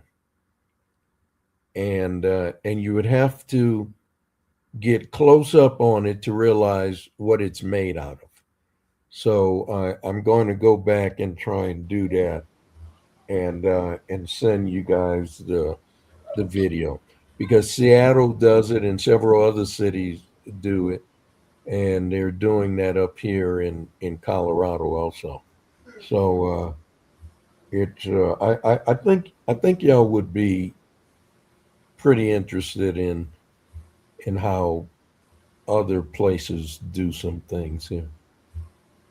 I'm sorry, y'all. I'm back. Thank y'all. Thank y'all for holding on. Thank you, Mr. Porter. Thank you, everybody. I don't want to get into it. Somebody knocked on my door talking about it's an emergency, that I needed to call somebody. And I'm like, don't you got a phone? Motion carried. F, consent calendar. Number 1, introduction of an ordinance authorizing the mayor to accept the low bid submitted for the former downtown Wisengo Ring Parking Garage and adjacent structure site demolition and clearance. Number 2, introduction of ordinance authorizing the mayor to accept the low bid submitted for a 2026 Can-Am Defender Limited HD2. Number 3, introduction of an ordinance authorizing the mayor to accept the low bid submitted for a 2026 Can-Am Defender Max Limited HD2. Number 4, introduction of an ordinance authorizing the mayor to accept the low bid submitted for chemical additives for Wazilla engines at DG Hunter Power Plant. Number 5, introduction of an ordinance rezoning property located at 1776 Elliott Street from B3 General Business District to SF2 Single Family District to allow for residential use. We need a motion. Move. Second. Second. Motion by Councilman Fowler, second by Councilman Johnson. Any items to committee? G, resolution. Resolution authorizing advertisement for bid for fire hydrants and related accessories. Move. Second.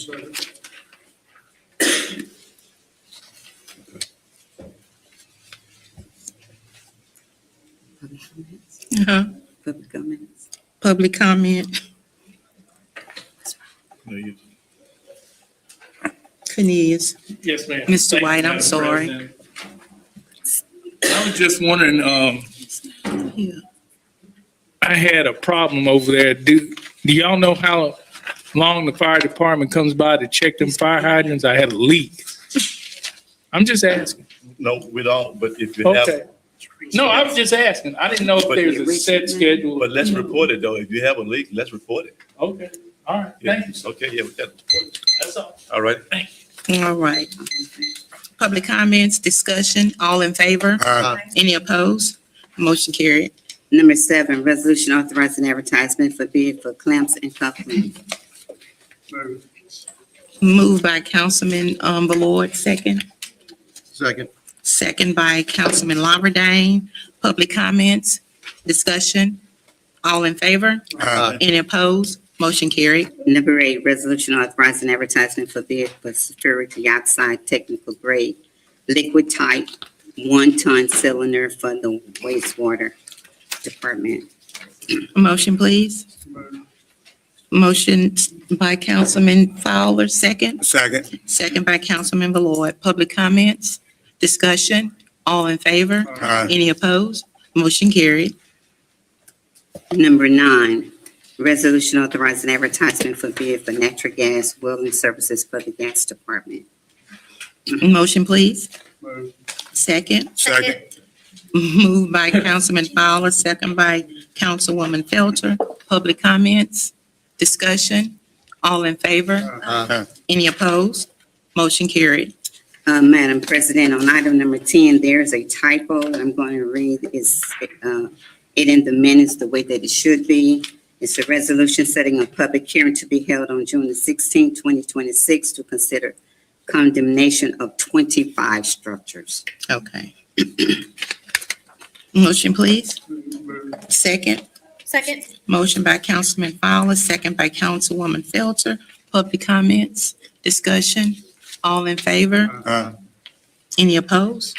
Motion carried. Number 8, ordinances for final adoption subject to public hearing. Number 11, to consider final adoption of an ordinance adopting the operating budget for the city of Alexandria for fiscal year 2026-2027, to make appropriation for the ordinary expenses of all city divisions, departments, offices, and agencies, pensions, and otherwise provided with respect to the expenditure of appropriations, authorizing contract and insuring agreements for employees' benefit, including health, life, and other optional coverages, authorizing contracts for ordinary expenses and other insurance, including general liabilities and workers' compensation, adopting the capital budget for the city of Alexandria for fiscal year 2026-2027, appropriating funds for the capital budget for the city of Alexandria for fiscal year 2026-2027, and providing for capital expenditures and other matters with respect to appropriation and the expenditures of the fund pertaining thereto. I need a motion, please. Second. Motion by Councilman Fowler, second by Councilman Johnson. Public comments. Ms. Bell.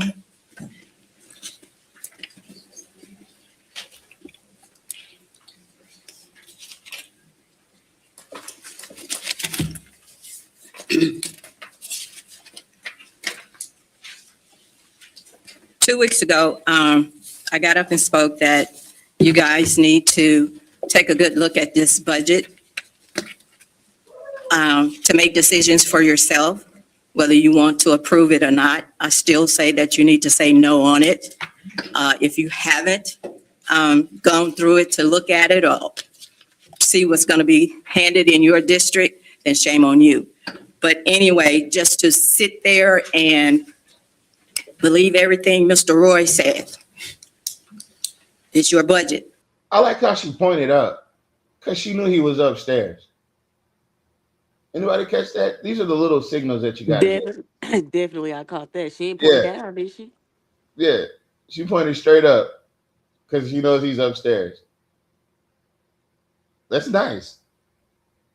That's almost like magical. They don't know how you know. They just know that you know. Because apparently everybody thinks he's in Baton Rouge, but the whole time he's leaned over his desk trying to wipe his nose off. You're supposed to do what you want to do, but we know how that goes. But still, I would vote no on this budget, and that's just me. Thank you, Ms. Bell.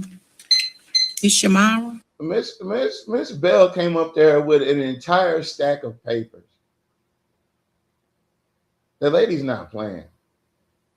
She means exactly what she set out to do. She meant that shit. So now we're gonna look at Miss Shimon. Shamira? Oh, Shamira, my bad.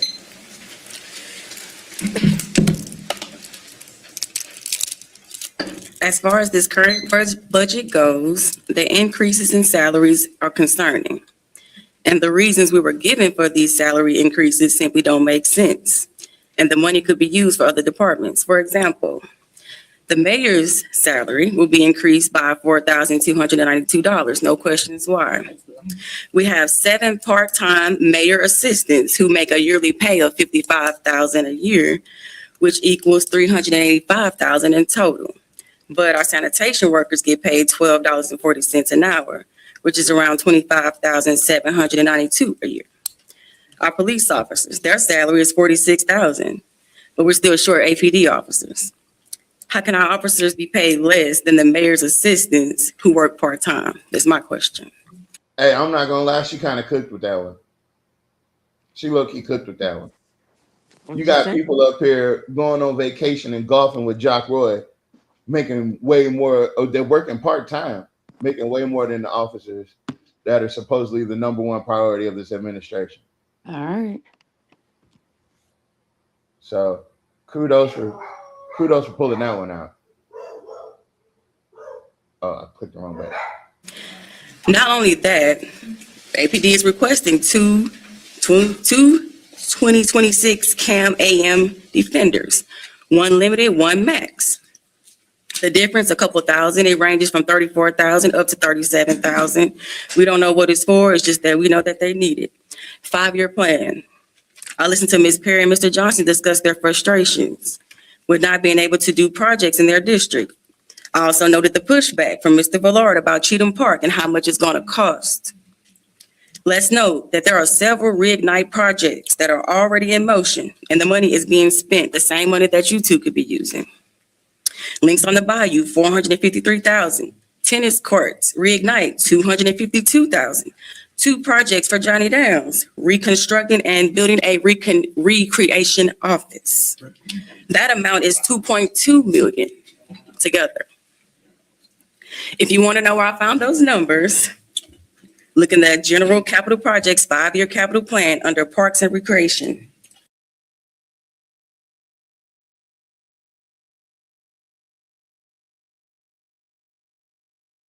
My bad, I had to unmute. She just told them where to locate it in the budget that they didn't know.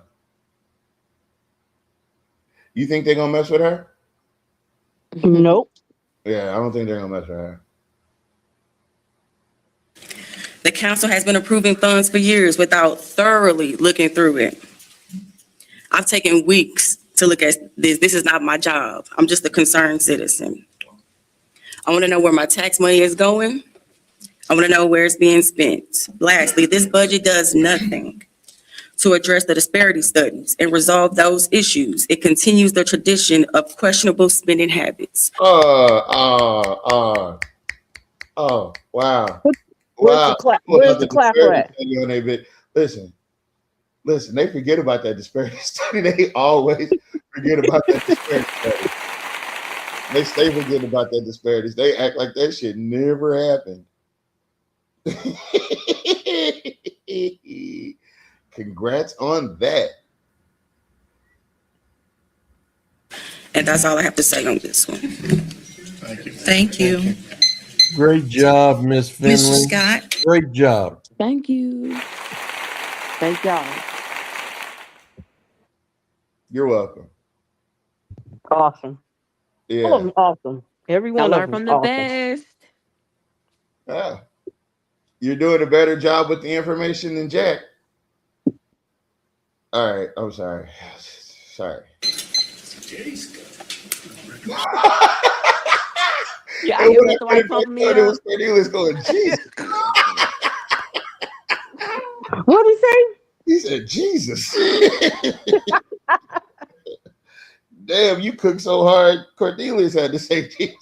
Damn. She brought up the disparity study. Damn. You know, that's one of those things that we hang around. We bring that up to hang that around Jock's neck like the albatross. Because Jock has done zero. I am talking about zilch. In 16 years, much less 4 years, about that disparity study. Mr. Porter, real quick before you go. Mr. Porter, was the disparity study done during Hall's administration or was it done during Jock's? Both of them had a disparity study conducted. Both. Okay. And it showed the same thing.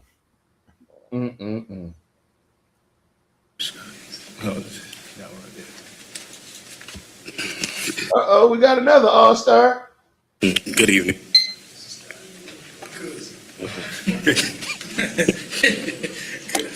Just like Ms. Shamir, I also looked over the budget and I saw many discrepancies, but more specifically, as always, we have significant. You know what?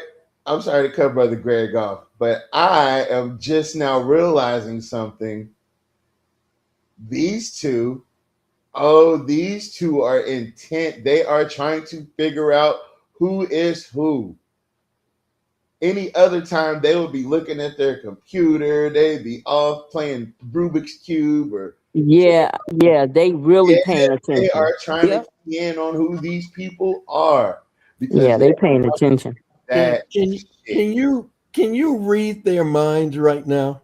Can you imagine what's going through their minds? Who this nigga on this in nag? But who are those other two? Those three, budget Yeah. and all this stuff. God damn. Yeah. Imagine the Nigga on this people in that, nag. imagine the ones sitting. That's the one I'm thinking.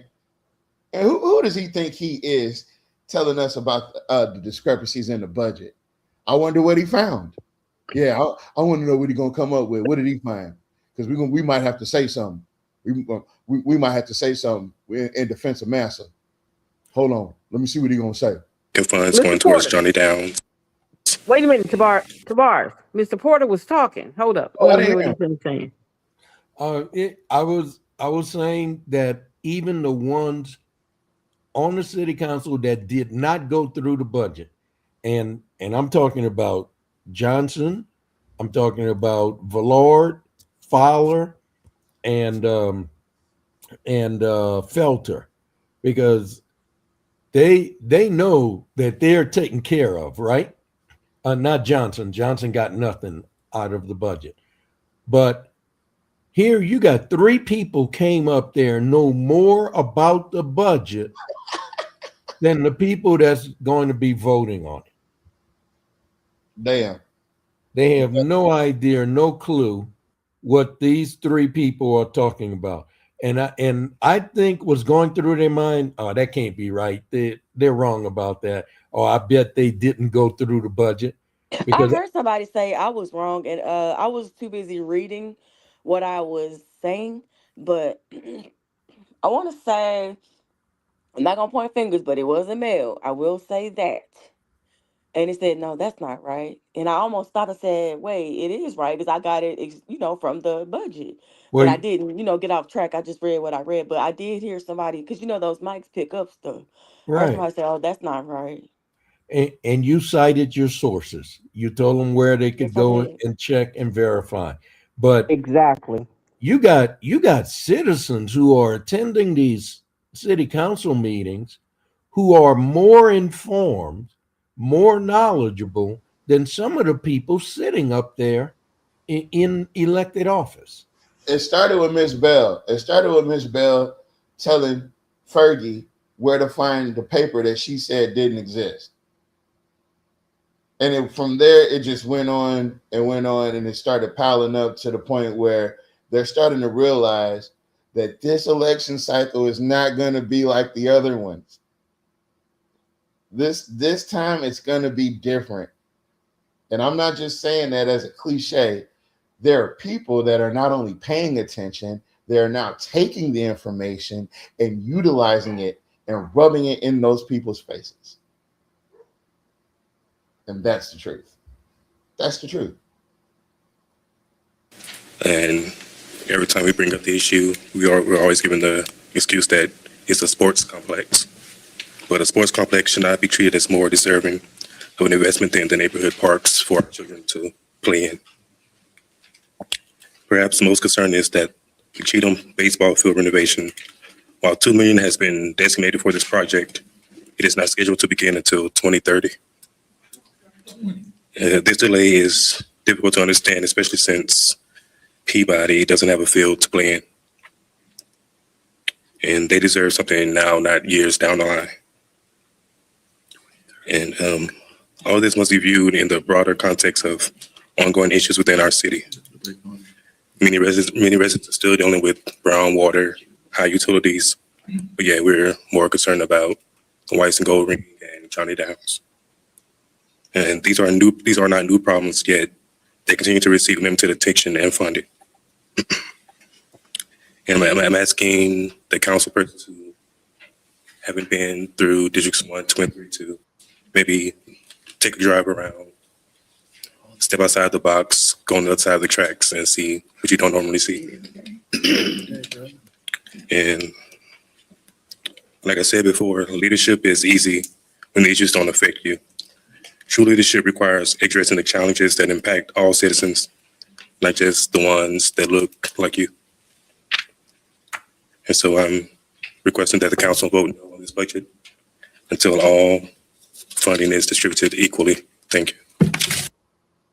Well, I tell you what, Mr. Scott, excellent job. Well done. Lord, we have three heroes now that we can rally behind. We got Miss Bell, Miss Finley, and Mr. Scott. And they didn't bite their tongue when they went up there to say what needed to be said. That was Miss Bell, that was Mr. White singing that 2030. Mr. Porter, Yeah. Yeah, he dropped. he reminds me of somebody. Who he reminds you of? Who? Mr. Scott, you remind me of somebody. I'm just gonna put it to you like that. Mr. Porter, he remind me of somebody. All right. Mr. Porter, he remind me of somebody. Well, you're gonna have to tell me who. He might need to drop and come back. Look, Yeah, he just, remind me of you. listen, Fergie, just because you keep saying it over and over again, don't mean we understand it. Well, look. I said he remind me of him. That's what he remind me of. Yeah. He laid it out there, and he told him you got to get out of your comfort zone if you want to be a leader. And if you're an elected official, take a drive around the areas you don't usually go to, and you can't just be doing stuff for people who look like you. You have to do stuff for everybody in the city. That's right. Well done, Mr. Scott. Great job. Great Lord, job. we got three heroes we can rally behind, folks. Times are changing in Alexandria. And as you saw earlier, they were trying to force them to run for stuff, with the exception of Miss Bell, because we're trying to force her to run. But they were like, no, we don't want to run. That's not what we're doing here. We don't want. I like my life. I like my private life. It's great. Very much so. You see, when you put yourself on the line to speak truth to power, we know how vindictive Jack Roy is. These folks are putting themselves out in there. the line of fire. That's for right. the benefit of the Black community. That's and right. you know Jack Roy's going after them. So we're going to have to be there to back them up and protect them and give them cover. Because with them standing up and speaking frankly like they are and speaking the truth without faltering, Jack Roy is going to come after them. He's going to have to take them down and make an example out of them so that others don't get up there and do the same thing. That sounds like slavery like a mug. They're like, oh, no, we got too many ones that want to get free. We got to show them. Wait a minute, we got too many ratepayers, don't want to be ratepayers anymore. All I can say is you better catch me in public. Even know this right. You better catch me in public. Don't come near our house. All I can say is I promise you that. Stand our ground over here. Oh, look, let me tell you something. We saw what you can do. Thank Live. you, man. Oh yeah, I go to the At gun the- range. at the My shots, we range. go. Oh yeah, At the headshots, range. chest shots. Just know I don't miss y'all. Yep, we saw that. Chest shots. People survive those. She don't play. You get shot in the chest and survive. We ain't trying to let you survive. We want to make sure you don't make it, champ. You know what I'm talking about? Thank you. Mr. White, Yes, ma'am. Thank you, Madam President. you're welcome. Again, all those three people, they really show what community involvement can be. And they're more. Now, mind you, he don't went back to typing now. Check out the body language, right? He get up there and all of a sudden they back to typing and he's scrolling in his phone. He over there on DraftKings placing his parlay or telling Jock who the last person that spoke was. Yep. Yep. He's definitely taking notes for Jock to go off on his next city of the what is it? Condition Mayor's of the city? briefing? Is mayor's briefing? Yeah, it's mayor's briefing. More thorough than I, because I can't go over all that stuff. I don't have all the digital equipment to go through all that stuff. You don't need digital equipment. There's no digital equipment involved. As you can see, they printed it out. Mr. Cornelius. You on the right about the track, though. I'm not budget gonna do that stuff. He could We go ought to to the run for library and print it out. Yeah, sure. Yeah, today was the best day he's ever had in that city council meeting. Oh, yeah, this the calmest You're he's just gonna been let in a him while. reflect.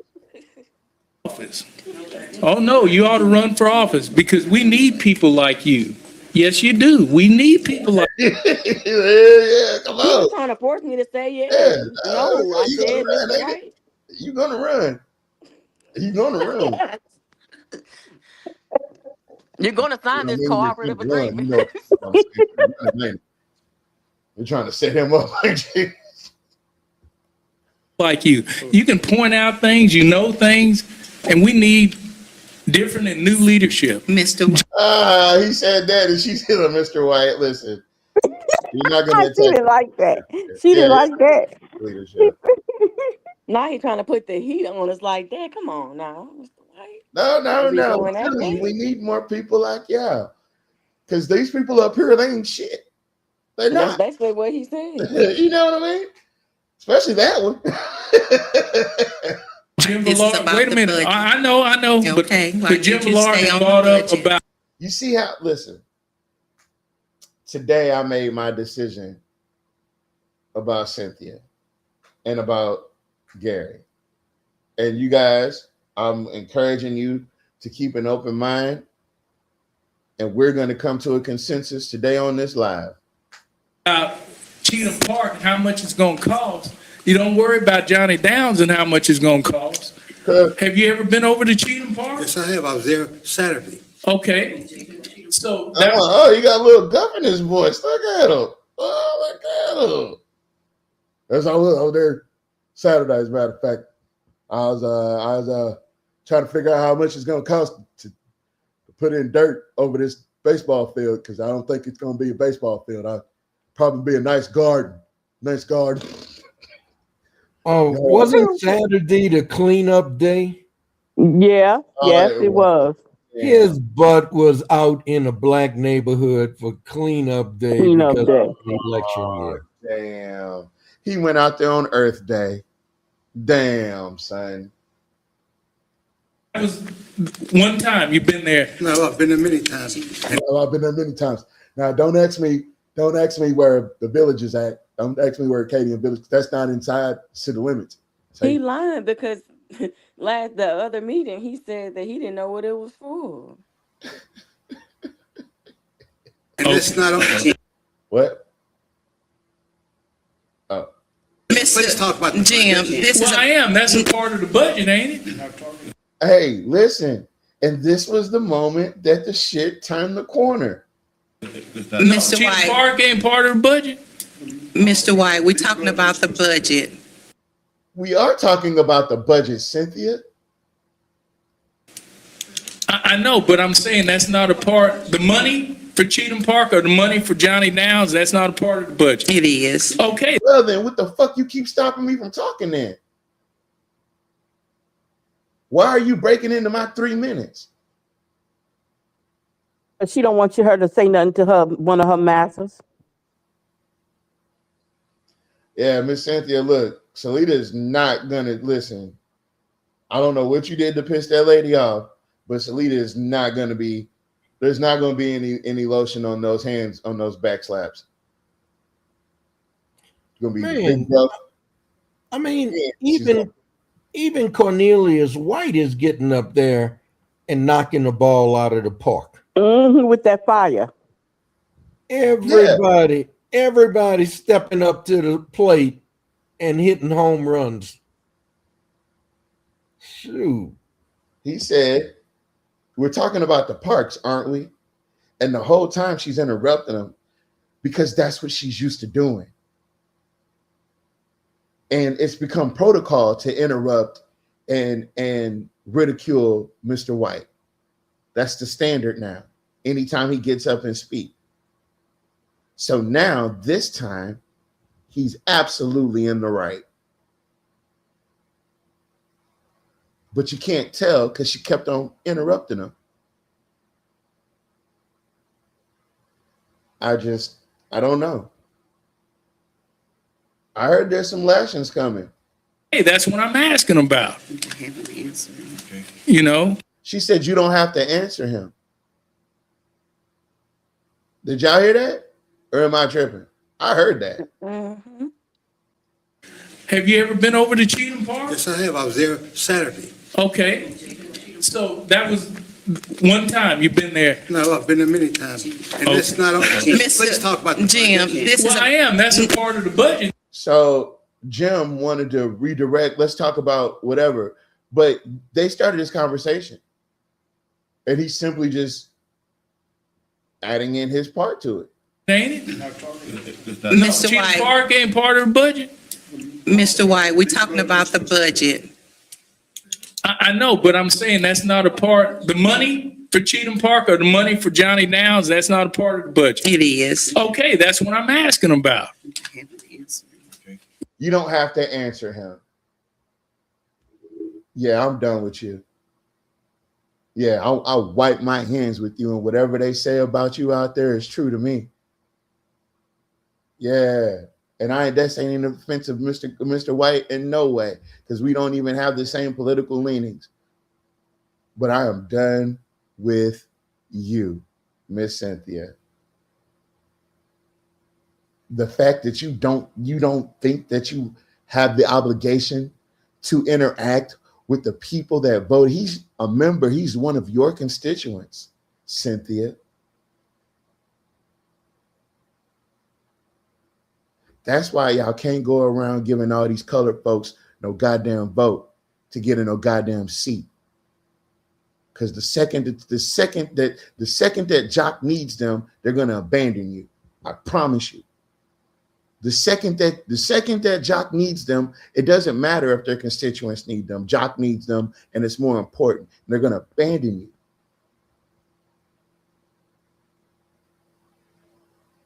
That's why I'm done with her. And I just came to that conclusion because I just heard. I didn't even hear that on the first time. But she literally leaned over and told Jim Bullard, "You don't have to answer him." You know Donna, who else? wait a minute. Wait, Tavares. Now, was that her or was that Donna? No, that was her. Play it again. Let me hear it. You know, Yes, sir. have you ever been over to Cheatham Park? Yes, I have. I was there Saturday. Okay. So that was one time you've been there. No, I've been there many times. And it's not, let's talk about the Jim, budget. this is Well, Hold on. I got it. You know what we're going to do here? We're going to slow this thing down to a creepy crawl. Damn, that's a part of the budget, ain't it? Mr. Cheatham White. Park ain't part of the budget. Mr. White, we're talking about the budget.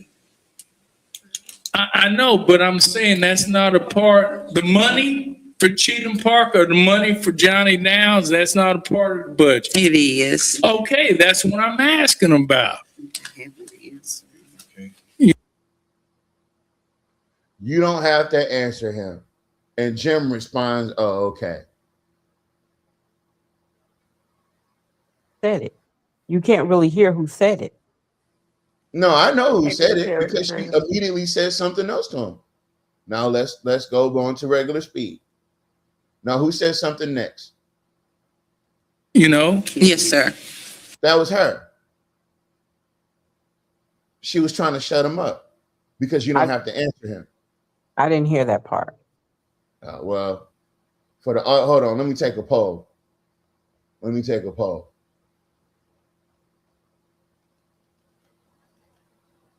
Hold on, how do I do this here?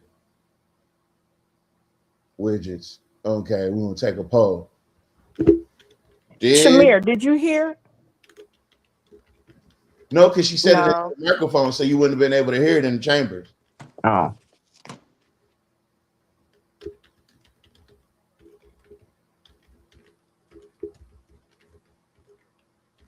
Hold on.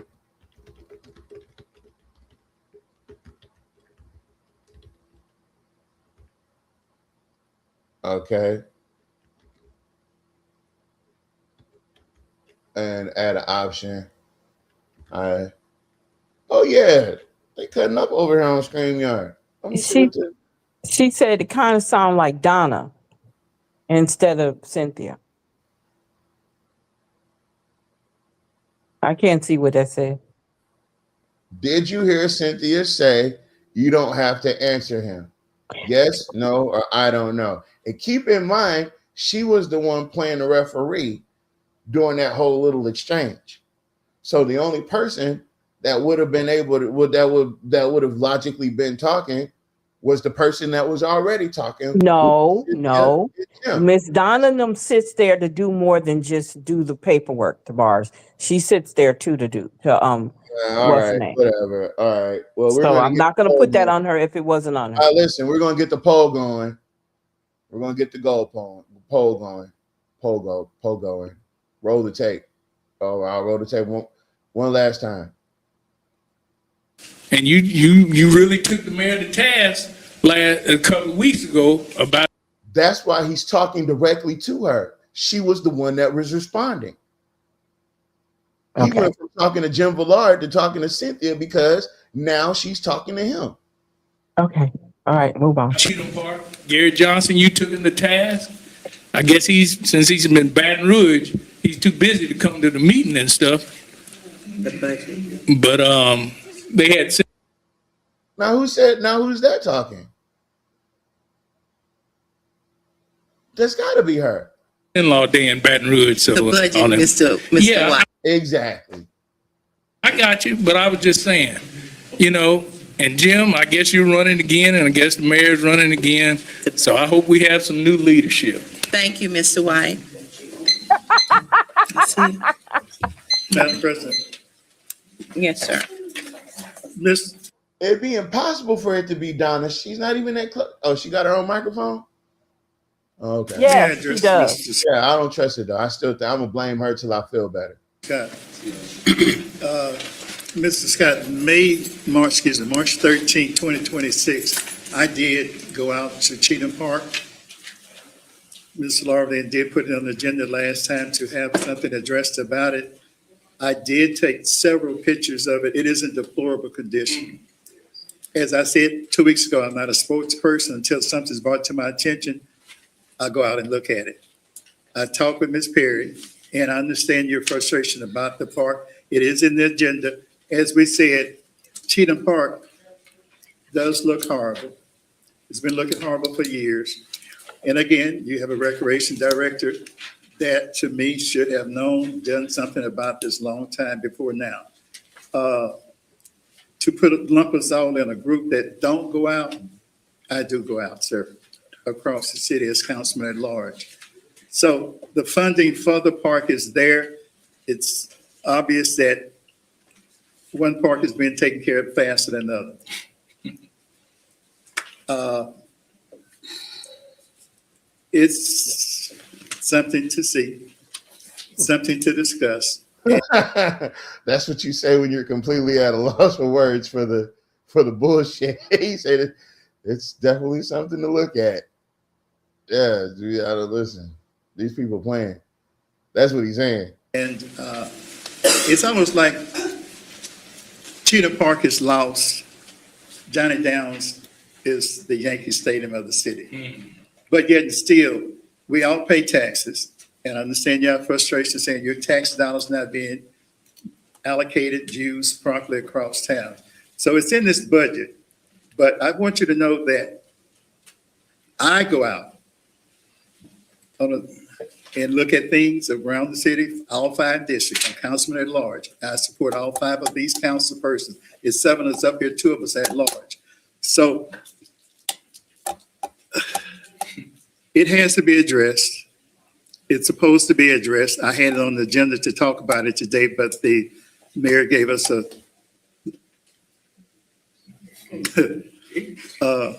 email not to talk. He's gonna give us some information further down the road. But it's again. Wait. So did you see? Okay, Today, but something ain't right the with mayor that. gave us a being allocated Jews promptly across town. So it's in this budget, but I want you to know that I go out and look at things around the city, all 5 districts. I'm councilman at large. I support all 5 of these council persons. It's 7 of us up here, 2 of us at large. So it has to be addressed. It's supposed to be addressed. I had it on the agenda to talk about it today, but the mayor gave us an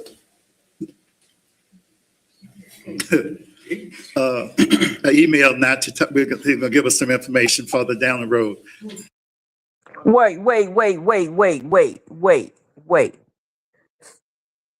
So, Mr. Green, didn't he just say that he was just told not to talk about Cheatham Park?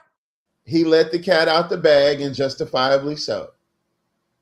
Oh. Yeah, because Jock sent the email and said, hey, don't talk about this item. I got something down the road for you. Oh. And so in response to that, Jules let everybody know that I wasn't supposed to talk about this because Jock told me that there will be something down the road. Oh. And didn't send anybody to Jules' meeting, Jules' committee meeting. Sure didn't. Wow. Oh, yeah. Oh. And y'all want him, and then you guys want him for another 4 years? Okay. All right. Jock So was can sent we, the- I oh, want to Jock see, sent the I want to email. see the email. I want to see the email. I'm putting that out there. I want to see the email. Now, okay, go ahead. Oh, wait a minute, baby. Listen. That email isn't protected by any type of anything. It's an official email from the mayor's office to another elected official. If you really want to see the email, all you'd have to do is put in a FOIA request. Exactly. He never keeps his promises. Of course he doesn't. That's why I feel like Jock would make a good baby daddy for somebody. Because he never keeps his promises. He's never there when it matters. He's always going in your purse. You never know what he's doing. He's stupid. You know what I mean? He's got all these other outside interests that don't got nothing to do with raising a family. You know what I mean? And he doesn't want to marry you. You know what I mean? That nigga makes promises. You 35 years old with a promise ring, baby. He's not gonna do it. He's not gonna do it, baby. It's not gonna happen. Move on. Let it go. It's, again, I know y'all talking about the increases in salaries, and I've got quite a few calls since last council meeting, and I directed them to 449,500. I didn't write the budget, and people say they call, they don't get an answer, or they don't get a return call. So, saying that to say this, we're working to improve the city overall. You know something I just thought about too? There's a comment that just caught my eye. You know, anytime it comes to anything in our districts, the shit get kicked down the road. Now he's kicked that shit down the road into the next election. Not the one coming up, but the one after the one coming up. So, you know what? 2030 lines up with the end of the next tenure. So he'll do that on the way out of his last term. But then he'll get it fixed. I wish y'all would reelect that motherfucker up there. I wish y'all would. Because that would be the dumbest decision y'all make. He's telling you, yeah, I'll fix Cheatham Park when I'm leaving office. And that's if I'm trying not to run again. I might use Cheatham Park to hold over y'all head. And look, I fixed Cheatham Park for you guys, reelect me. And y'all gonna fuck around and reelect him for 2030. It's gonna be Roy 2030, watch. And you'll never kick the can down the road for Johnny Downs, though. You see how they reacted when you press them a little bit about the drain. Oh, did we get to the drainage part yet? No, we haven't got there yet. But we've got to come together, as Madam President said, we have to have unity, but we can't leave one side of town out and not work on all the entire town. So, Mr. Scott, I want to let you know, I go out and look at and investigate and check into things. Thank you, Madam President, for giving me that time to say that. And that's why I appreciate Jules, because Jules will talk to you. That's why I feel like a lot of Jules' questions do be coming from citizens. A lot of his questions they're like not politically motivated. There's actually people coming to him and him doing what he's supposed to do on behalf of the people. And mind you, he's not new to this. He's not. I think this will make his fourth term. Jules has been at this for a while. Jules is such a threat that they had to gerrymander him out to keep him from running against Harry Silver. That's how big of an impact Jules is. Jules went from just a District 3 councilman to councilman at large. That's how impressive, his performance has been over the years. And that's what taking 4 years off. You see what I'm saying? So when you got public servants that actually truly serve the public and not the Curtis Lewis time, that are like the self-serving ones, we're talking about the real public servants. Yeah, when it comes to Johnny Downs, they get smoking red hot. You can't talk about Johnny Downs. You're welcome. And Councilman Green, I appreciate you for going out to all the districts. I work at Peabody, so I see Cheatham Park every day. Congratulations, you got a job. So what? I see the baseball diamond every day. No, you don't. It's not there. That's why we're talking about it. This is not the first time this has been brought up. It's definitely the first time we've talked about it ad nauseum. Now, I understand what you're trying to do. You're trying to save face. You're trying to pretend like you've brought this up a million times. But even if you did bring it up a million times, the result was always the same. You approving the budget that doesn't include Cheatham Park. So this deflection shit that you're trying to do, no, it's still your fault. Brought Cheatham Park up several times. So you didn't get shit for it. So what? Okay. What we have to do is, the mayor had said that he was going to renovate Cheatham Park. And so we just have to renovate or re-innovate. I think she was trying to say renovate.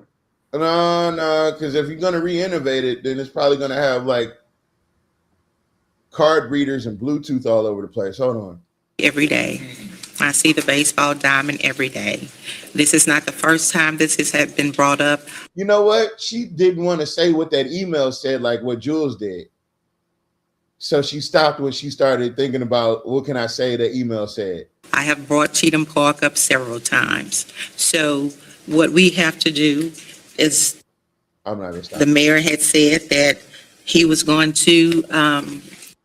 She didn't want to say it. She didn't want to say it. But I want to tell y'all something, because we tend to have a short memory. Because remember who was president when they voted for Johnny Downs the first time? Who was gung-ho about it the first time? It was her. It was her. Because remember, she came back and apologized. I'm so sorry, I didn't know. Yeah, you did. Yeah, you did. You absolutely know. Renovate Cheatham Park. And so we just have to make sure that that happens.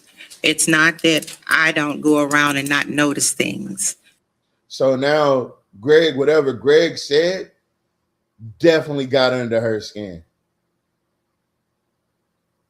And mind you, he been seated longer than he was talking. Because I do as well. That's right. Mr. Johnson? You know, this safe, excuse me, Tavares, stopping for just 1 second. All this save face stuff, I'm not impressed. Don't save your face with me. Okay? You saving your face with the wrong person. Because Yeah. what I saw when I seen it. Mm-hmm. I'm not gonna be you. I'm not gonna be swayed. You showed me what you showed me. Yeah. Was that all the discussion? Mhm. All right. I didn't know. Do anybody else? Yeah, I got some. Go ahead, Mr. Johnson. Oh, so, with minority-owned business, what's the percentage are we spending with minority? Now, my question is to him, why don't you already have that answer yourself? No. My question to him is, why didn't you bring that up at this as a concern at the other meeting? Yeah. Yeah. Did you hear somebody Exactly. say disparity study and you keyed in on it? Did you hear one of the constituents mention the disparity study and you was like, oh, that's a good goddamn topic right there. I'm gonna go in. Yeah. I'm not impressed with him either. You I'm already not know either. I'm not. I'm more impressed with his beard than what the fuck he's doing up there. that. Tavares. 56%. Huh? 56%. What, that's how much we spending? How much are we spending? How much are we spending on a minority? Minority businesses. Do we know? I heard somebody say nothing. I'm sorry, were you asking a question? Yes, that's the question. How much do we? Didn't McCack wait? Did he just try to act like he didn't hear what he was saying?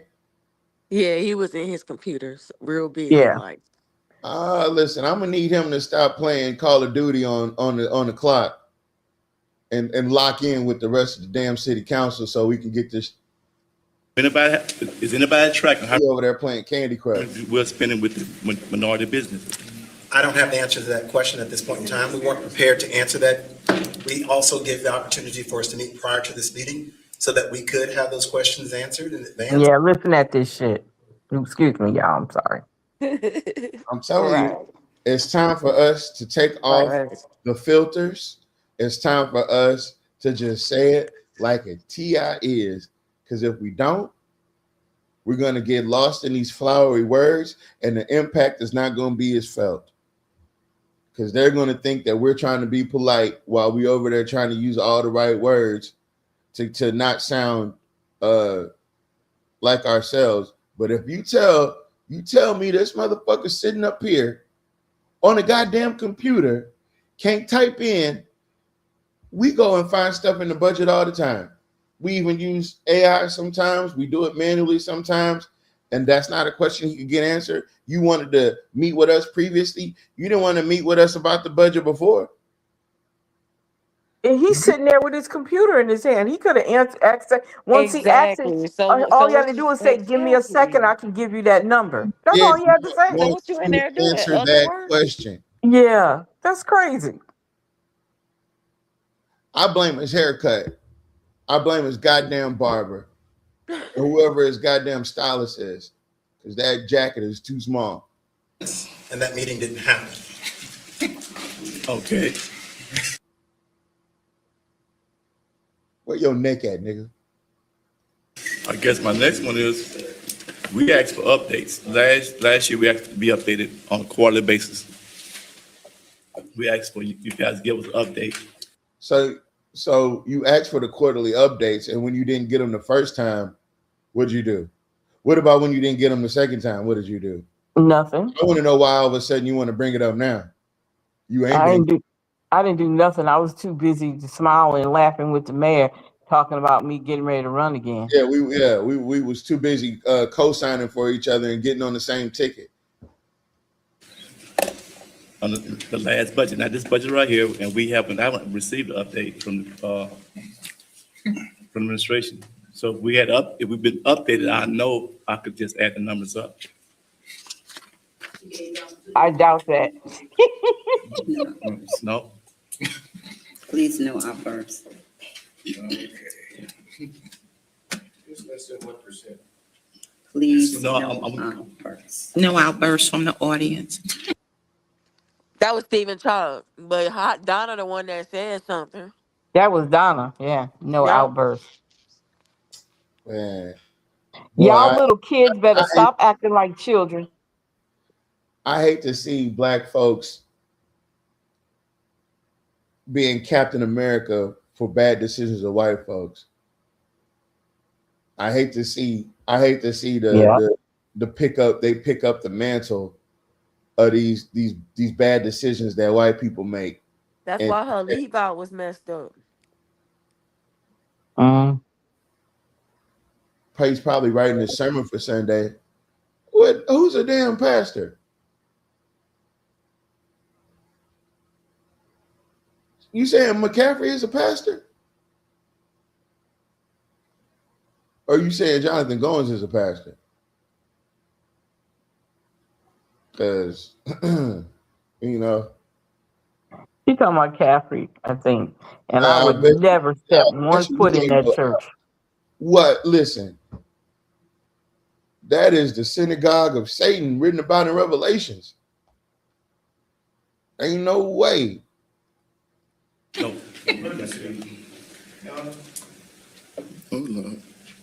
So this is the problem, and see, we find ourselves every year in the same spot.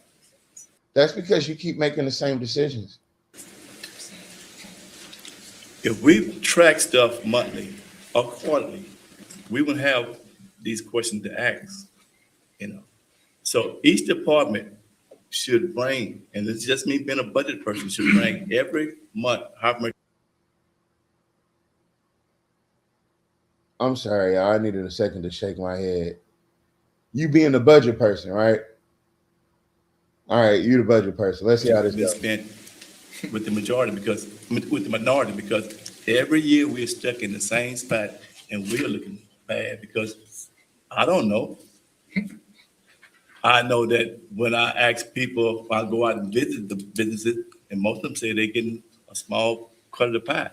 And a lot of people are depending on this for their livelihood. So this is not rocket science. This is something that needs to track. And I would like to get those answers. Yeah, if it was rocket science, we'd be fucked because you can't even do the budget right. So I could go out, when I go out and talk, I could talk intelligent to the minority business. Y'all intimidated them no, today. sir. Y'all that little group of y'all intimidated the shit out of them today. Because y'all proved I went through that budget more thoroughly than they ever did. It's just Because mind you, this whole conversation is being framed on the comments of what Brother Greg said. Everybody's now defending themselves against what that's Brother what. Greg Yeah. said. Yes. And they're doing it right now. They're There's no also, need for them to defend it. I mean, they're trying to defend themselves because I think he made an open allegation and them hit dogs are hollering. With the exception because Mr. Green was like, yeah, you're right. You do need to get out. So that's what I do. I get out. But all the But rest. he said, if you haven't, the statement, if I'm not mistaken, Mr. Scott, he said, if you haven't, you should. He didn't say nobody didn't do it. He said, if you haven't, you should. That's all. That was just his comment. Yeah, but now look what that shit done started. You got Cynthia over here, damn near in tears. He losing hair out of his beard. He's shedding all over the goddamn. Let me stop.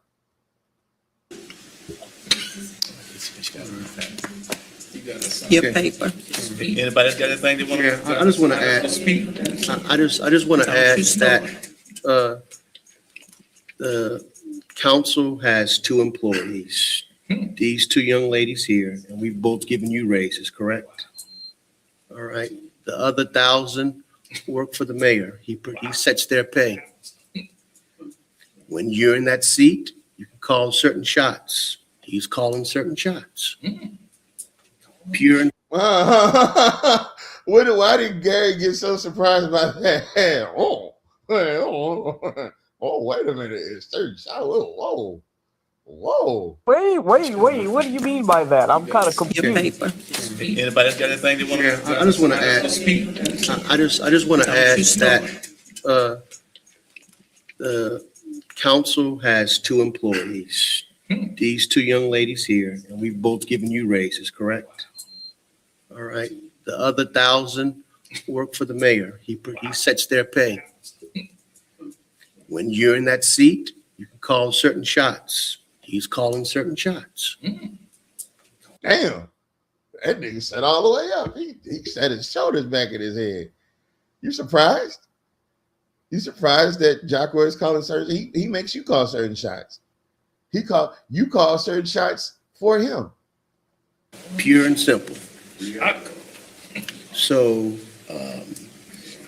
it seems like the fight that we're having here is a fight that we're having in other cities. It just seems like monies just aren't allocated the way we would like for them to be allocated. I agree with you. More can be done. But just understand, when you're in a certain seat, you can call certain shots. I want to add one. That's it. I don't want to apologize, but I will add one thing. We are trying to work together. A lot of stuff. Oh, God. Damn, I thought he had something important to say. Shit. He never does. You know what? I'm proud of Malcolm. Malcolm is really coming into his own. Like, he's got his own little swag, his own little style. He pushes back the way he wants to push back, and he goes at it with Jock on a very intellectual level, because Jock be wanting to treat him like just another black man. And Malcolm be like, oh, no, sir. We got the same, we work in the same field. We're both in law. So yeah, no, you gotta address me like a man, sir. You ain't finna Gary Johnson me. Behind the scene, you guys have no idea what goes on between us. One thing that when I ran, I said I wanted to try to get some unity. Oh, motherfucker. When I ran, and nobody cares about it. He's campaigning. That's what he's doing, he's campaigning. You're gonna have to let it run through, okay? Because you gotta give us some continuity, Tavares. You gotta stop stopping it like that. You gotta give us some finally have continuity. council All right. people who give me input. So I could be just selfish and don't take the input and say, let's do my district. But when I talk to 1, 2, and 3, I'm willing to move if something is more pressing on that side, because we got a limited amount of money. Right now, her and I, we're discussing, she has a project, I have a project. I think Culpeper is higher than the firecracker because it's a safety issue. We got kids, the school bus has to put its wheel on the other side of the yellow line for the kids to get off the bus. So, her and I, we're sitting down right now. Let me get my project in, because I haven't got any in the last 3 years. Believe me. But the mayor sets the tone for it. Right. The mayor sets the tone for So it. I don't mind us getting beat up on, but I'm gonna tell you again, like I tell everybody, we're out there working for y'all. I know the ones that I'm in contact with every day. Y'all. So I think. Mr. Porter, was it worth it? Nope, it wasn't. I thought maybe I didn't if get it that out of ran, that either. I thought maybe if it ran continuous, that it get to a point. Yeah, that it No. may. See, when I started working at Kmart, it was many years ago, and my 401k was down here. I got older, and I want you to realize something, because you're going to get older. Everybody in here is going to get old. When your 401k matures, you can also diversify your portfolio. And me as a budget guy, I ran on being able to diversify my investments. Now that we're being faced with investments that I have not diversified, I just want you to know that we get beat up every day too. And I cashed in, cashed out. And now I'm going to Coshada right after this. So you can go ahead and take it over. So You like, what? look, let me What does that even mean? let me see if I could make sense of this at all. So he went back in time 4 years ago when I first ran. I just wanted to work with everybody. And he said, and right now you don't know what goes on behind the scenes. I'm working with all these people. Okay, but you're working with all these people and you just want to work together, but you're negotiating with Cynthia Perry over peanuts, over crumbs, right? You should be negotiating with Chuck Fowler and Elizabeth Felter, who has the lion's share of the budget. Can y'all give up one of your projects, or each of you, so that each of us get a project on the list? He's worked, him and Cynthia are vying for the last few crumbs that's left among themselves, instead of talking to Fowler and Felter. You got 90% of the budget. Let's delay one of your projects and one of your projects, and let's put ours in. But instead, him and Cynthia vying for the last rung on the ladder. You know, it's sad. It's sad. He doesn't have a clue. He's been in there 4 years. He doesn't have a clue. He's gonna but negotiate with Cynthia to try and get a project. They're splitting 95% of the budget between them two. Yeah. And you fighting over 5% of the budget. They're fighting over the crumbs that's left after the other ones have divided up the pie. I can't. Mr. Porter, listen, I can't. As soon as he starts talking, like he could be saying something, but as soon as he jumps off topic, I'm over it. You know, the budget is like, it's too many things going on right now. I gotta talk over here, I gotta talk over there, salt, pepper. And when he starts saying, I'm out. I don't have nothing else for him. That our constituents think that we are the ones who run the city. The city is run by the mayor on a daily basis. Every city. That's right. That's right. He need us, Ms. Shakola. He need us. Yeah.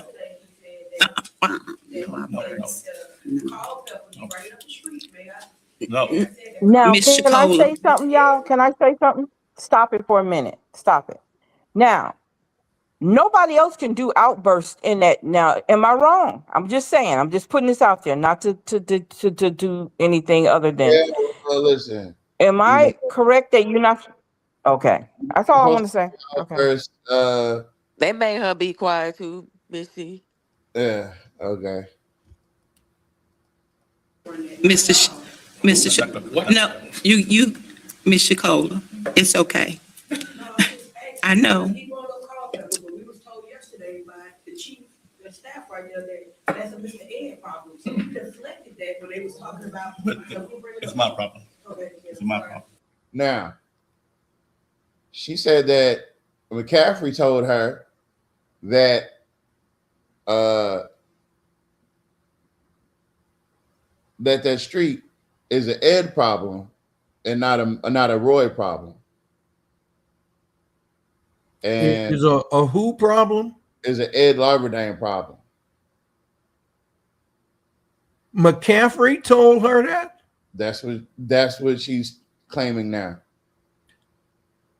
Wait a minute now.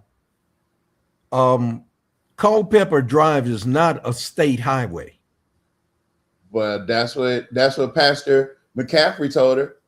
I'll run it back. He need us. Yeah.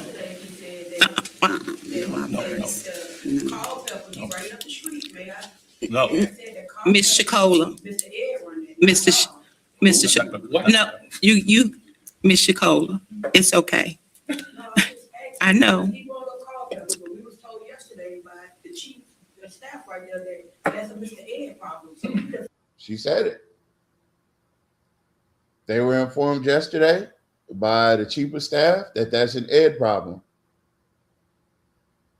That's why when I talk about these handkerchief heads, that's what I'm saying. They'd much rather blame black folks that are in much more important positions than they are on stuff that ain't got nothing to do with them. Now, Mr. Porter, I know you're gonna add in the addendum. Whose problem is it? Yeah, look, unless I'm really missing something, Culpeper Drive is not a state highway. So that does not fall to the state or the state representative, okay? And it wouldn't fall to Ed Loverdan, it will fall to the Department of Transportation and Development. That's who looks after state roads. And then the head of staff is Kami Kells, not Michael Caffrey. So I'm not sure what's going on here, but I'm sure.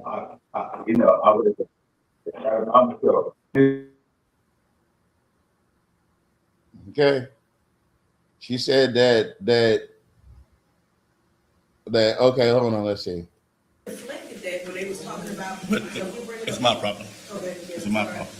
I'm not gonna deflect it. That's on me. No, not you. No, I'm saying, but that's my role. Yeah, no, so. Okay. At least he knows that much. Shit. Any more discussion? Yeah, I have a question. I think a lot of the things we want accomplished, not passing this budget, I don't think will solve that. I think passing it is, gonna still accomplish what we need to accomplish. But I have a question legally. If we don't have the budget passed before May 1st, what happens? City starts to shut down, and the administration would have to roll back certain services. Does it function at that point at like 65% or something? 60? Okay, 50? 50%. somebody did not read the chart. Madam President, Yes, sir. Mr. Caffrey, 2 weeks ago, I did ask for the 7 of us to delay this budget with the intent that they could meet with the mayor. I don't know who met with him, but as I said then, I'm on board with all 5 of them in their districts with their group. I don't have a project, but I support everyone's project that they have. So who met with him, I don't know. No one met with us, Mr. Green. No one from the council initiated a meeting or reached out to the administration to meet as was discussed in the prior meeting. Wow, okay. And when Mr. Johnson asked about the quarterly reports, I did in council meeting read all 5 items that we did ask about that. So I assume the quarterly reports will be coming on the diversity action with minorities. So, ladies and gentlemen, if y'all didn't choose to meet with him, I asked that we delayed the budget to see what was going to happen. Again, Mr. Caffrey, I have no particular budgets, but I have every budget they have as Councilman Lodge. I want it done. So that's what I wanted to add to the citizens, let you know. I did ask for it to be delayed, but them to have the opportunity to speak with the mayor. But again, if they chose not to, there we are. As they said, it has to be passed by May 1st, so we go to a 60%, 50%, 50% delay. In saying this, I've gotten so many calls since I was the one that brought up some salary increases, and I again gave them the mayor's number to call and ask why. And the citizens aren't satisfied. The citizens are not satisfied with what we presented to them in this budget. I hate for one person to be the one to hold us up, but ladies and gentlemen, May 1st, it has to be passed.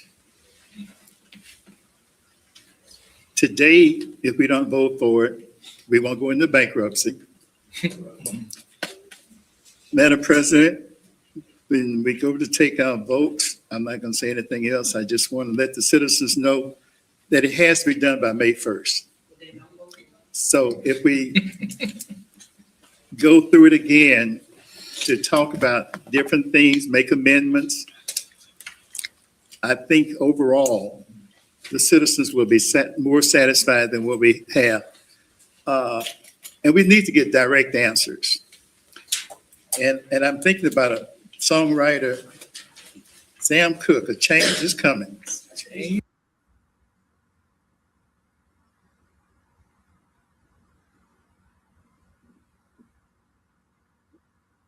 Sorry, I was on mute. Listen to what Mr. Green, elder statesman Green, just restated. He said, I feel like if we took this budget back to committee and discussed it and got more answers, the citizens would feel better about what we're doing. It wouldn't be all this outcry and people, saying the things that they're saying right now. If we took another look at it and got a few more answers and made some adjustments, we would be better off. Keep that in mind. So the onus for this, the responsibility, the person whose foot this is laid at is Gary Johnson, because right now he is the chairman of the financial committee, the finance committee. It was his job, his duty to go through that budget in public meetings so that we can make the amendments as we go along. The budget was submitted March 1st. You have to have it approved May 1st, or you operate on 50% of what the previous year budget was. Now, that's in the charter. So that tells me Elizabeth Felter, that's another thing tonight. She showed she doesn't know the charter. She doesn't read the book. And the others don't actually know specifically what's in the charter. Okay, regarding that budget. This is Gary Johnson's responsibility. This is anyone's responsibility who is the finance committee chairperson. You make sure you schedule enough meetings, you go through that budget with a fine-tooth comb, and this is where you add amendments. You amend that budget there. He held one meeting and they ran through that budget, didn't really ask specific questions. And this is where it landed us. So right now, it's all because of his lack of taking responsibility as finance chairperson. So, ladies and gentlemen, we're going to work on this. We're going to do better. We want to represent the city to the best of our ability. And again, that's my point of view on this budget. There are some things that look deeply looking into. And there we are. Thank you, Madam President. I call for question. Roll call. Mr. Fowler? Yes. Now, after that exchange or whatever that was right there, what was that? Fowler is not the one that's supposed to call for the question. He does that all the time. It's the president who calls for the question, not Fowler. Mm-mm. Mr. Ballard? Yes. Mr. Lawberdane? No. Ms. Perry? Yes. Mr. Johnson? Yes. Ms. Belcher? Yes. Mr. Green? No. Madam President, you have 5 yeses and 2 noes, the motion carries. Number 12, And they were the main two complaining that they didn't have money for their Listen, project. not only were they the main two complaining, they were also the two that were supposed to meet with the mayor that they didn't. Right? And they just put up all this. They just, everything they said was literally for nothing. Yep. Everything they just went through, everything they just said was literally for nothing. And at this point, I have to side with Miss Alita with washing my hands with Cynthia Perry. Sorry. It is what it is. The way you feel about the budget is the way I feel about you. You feel that it's fucked up that your city does, that your parks don't have what they need. You literally work across the street from the place that we're talking about, Literally every meeting. and you go and see it every day. You know that this is about kids' future. This ain't just about the park. These are about kids' future. And you feel like that budget is substantial enough to pass? Hey, listen, best to you. Gary, you're up for re-election, buddy. You're up for re-election. And I know you don't care about being there because you know, in your later speeches, you've taken the Lee Rubin approach to this council thing. When Lee Rubin was at that Gator Board meeting, well, I might win, I might not win. I don't care. I'll be at the house doing whatever I want to do. You've taken that approach. So maybe it's time for you to go. I know keeping that beard up is difficult and having to puff it out every goddamn meeting. It's probably something that, you know, you don't like to do all the time. Maybe now you can do something else with your time. So Yeah, you can wear those suits somewhere else. to consider found oh, he like wearing the suits? Yep.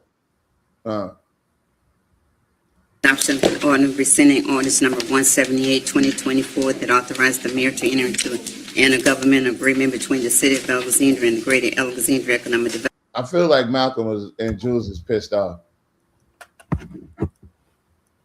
I feel like they pissed off.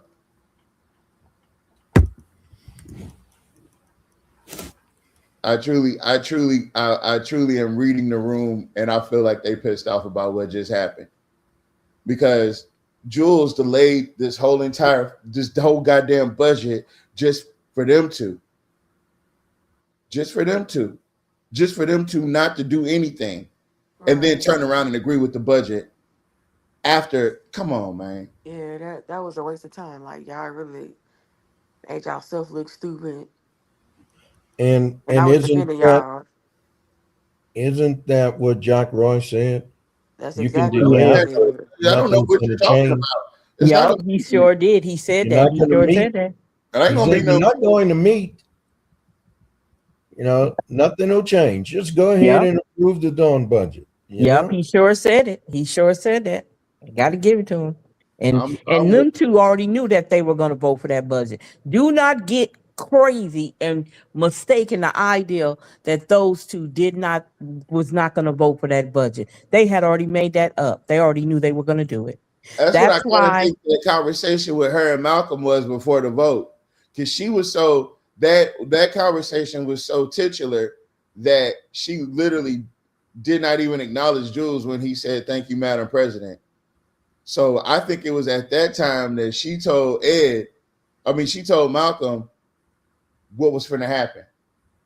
I don't know, but still in all, like you already know my opinion. You already know my opinion. Well, I mean, listen, I'm with you. I'm on your team now. You don't have to stay on it now. No, I'm gonna switch sides later though. I know you Government will. Authority, Gator District for the purpose of cooperative economic development, general services, related agreement and addendum, and otherwise providing with respect thereto.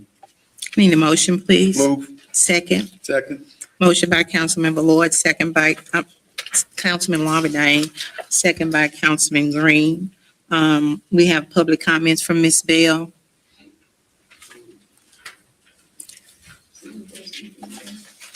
Hey, Tavares, could you stop so I can answer a question that Ms. Colson posted? She didn't understand what I was saying. At the previous meeting 2 weeks ago, when Councilman Green asked to delay the vote on the budget for 2 weeks, to delay it until today, that was going to give Councilwoman Perry and Councilman Johnson the opportunity to meet with the mayor and see if they could reach an agreement on including some of their projects into this current budget. And the mayor flatly said, he said, you can delay it 2 weeks. Nothing's going to change. You're not going to meet anyway. So just go ahead and approve the budget now. You're talking about last week, April 7th. And it's as if he was a fortune teller, because that's exactly what happened. Nothing changed. They didn't meet. And so that's what my comments were about.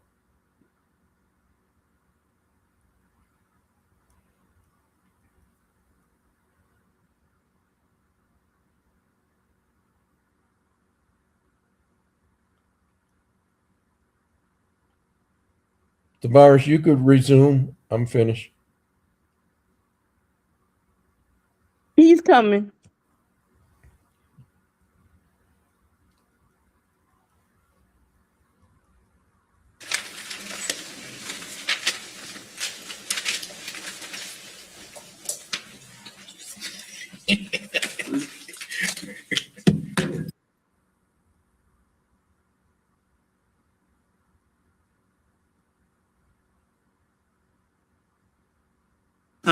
We have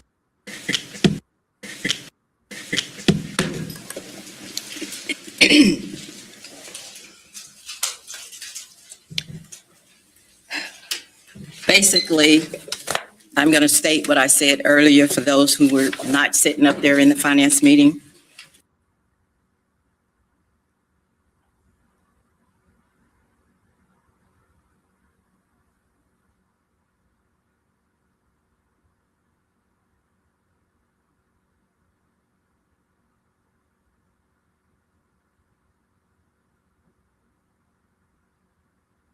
About Gator and how Jock Roy read revised statute 332740.60. This is a 2024 financial audit. Like I said earlier, I'm encouraging the city council members to approve the Gator ordinance and allow Mr. Roy to veto it. It's not about the money. Gator annual revenue is $924,000. The city of Alexandria annual revenue is $241 million. The city of Alexandria annual revenue is 261 times larger than Gator's revenue, which is only 0.4% of the city of Alexandria total revenue. This is about Mr. Roy and his ego to desire to control Gator and prevent funds going into projects that would generate economic development in Black communities, parks. He vetoed his message would allude to that fact. Gators should be able to choose their own projects and spend their funds in accordance with RS 332740.60. The city of Alexandria can easily take 1.25 million from the general fund balance to cover the whites and gold ring invoice. Roy can release Gator from this contract. And I don't know if you were listening when he said that it was a signed contract. He will go to court. Let him take the city council to court. He hadn't done it before. This would allow Gator the freedom to use the funds on economic development projects of their choice. And Mr. Johnson, I know you said you ran on Unity, but standing in my driveway at the time, you ran on utilities. Burn, sick burn. Ooh, You heard her. God damn. Can you put some water on that fire? Nah. Shit. Damn. When you was standing in my driveway, you was talking to me and my peoples. You said something about the utilities. Let me tell you something. You know the last time Gary Johnson mentioned anything about them utilities? The last time you heard Gary Johnson say anything about them utilities, that's when they made him the temporary head of the utility committee so he could listen to black folks complain so they could not do nothing about it. That's the last time you heard Gary Johnson say anything about some utilities. And if you recall, he said there would be a follow-up meeting. And there was never a follow-up meeting. Never had one. Talking to me and my sister in my driveway. I can run on two things. Yeah, you can, Okay. but you neglected to say about utilities. Because utility wasn't the subject. They She said held back utilities so wasn't the bad, it don't subject. make no sense, man. That's why you need to go to the house.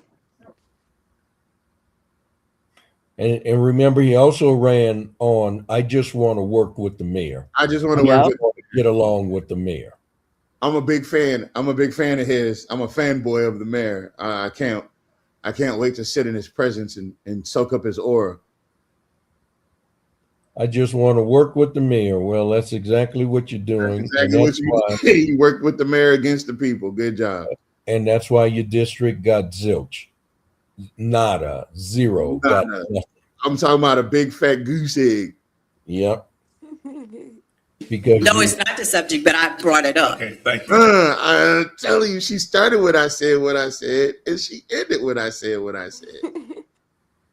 And she said what she said because the whole thing was a big I said what I said. They're standing on business. Give it up for Miss. Hold on, let me get it over there. Yeah, give it up for her. Let me find it over here. Here we go. And give it up for Miss Linda Bell. For the ones and twos. Everybody's favorite political poet. Get on. You're welcome. Oh, wait a minute. She said it to me? Are you talking to me? What did I do? Because he said thank you. You know how they be trying to dismiss you? Yeah. Thank you. That's all. That's all. Thank you very much. Thank My you name for is coming. Shamir. I'm a resident of District 4. I thought she was about to say I'm a homemaker. Oh, what? I'm Shamir and I'm a homemaker. A home baker. A stay-at-home mom. I'm a stay-at-home mom. I'm just playing. Gator deserves to be a separate organization from the city of Alexandria. Gator's annual income is no competition to the city of Alexandria's annual income. Gator makes a majority of their money from hotel stays. Gator will have no money, then it possibly will go bankrupt trying to stay afloat and lending money to the city of Alexandria. They wouldn't be able to lend money to businesses, organizations, or do what they're supposed to do, which is produce economic development. Let Gator be its own entity as it's operated this entire time. Fill the vacant seats, Ms. Felter, Mr. Villard, and I'll leave you with this review of Gator. For the past 10 years, I've had the privilege to partner with Gator for the Dixie Girls Softball World Series. With the help of Gator, we have successfully brought 46 Divisional World Series to Central Louisiana that enhance the economic impact to the area. Working with Gator has been beyond honorable. Mr. Moeller and his team has been there to accommodate all of our needs.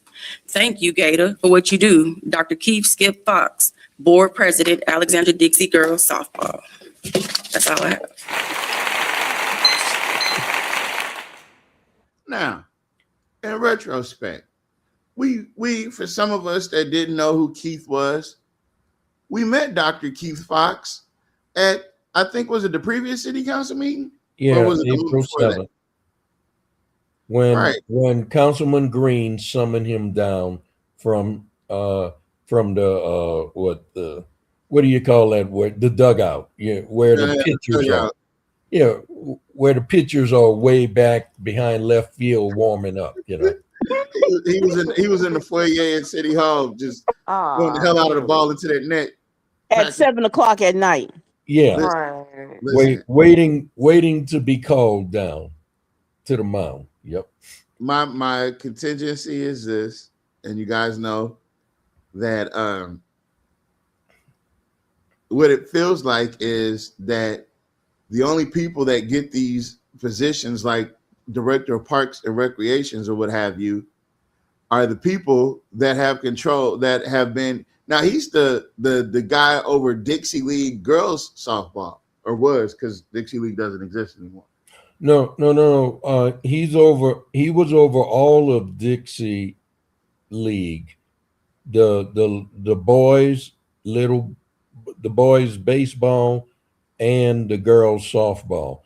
The girls softball World Series is what has been coming to Alexandria. The boys Little League World Series, the Dixie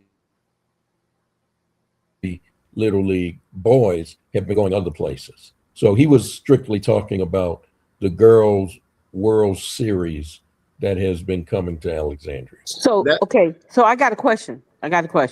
So you're saying that they've been footing the bill for the Dixie League's quote unquote softball team? Is that what she basically was trying to say with that? For the World Series, that's what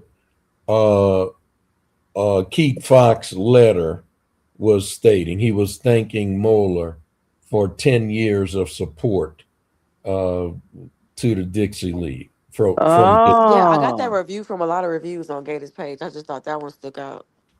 So they've been putting the big. Okay, all right.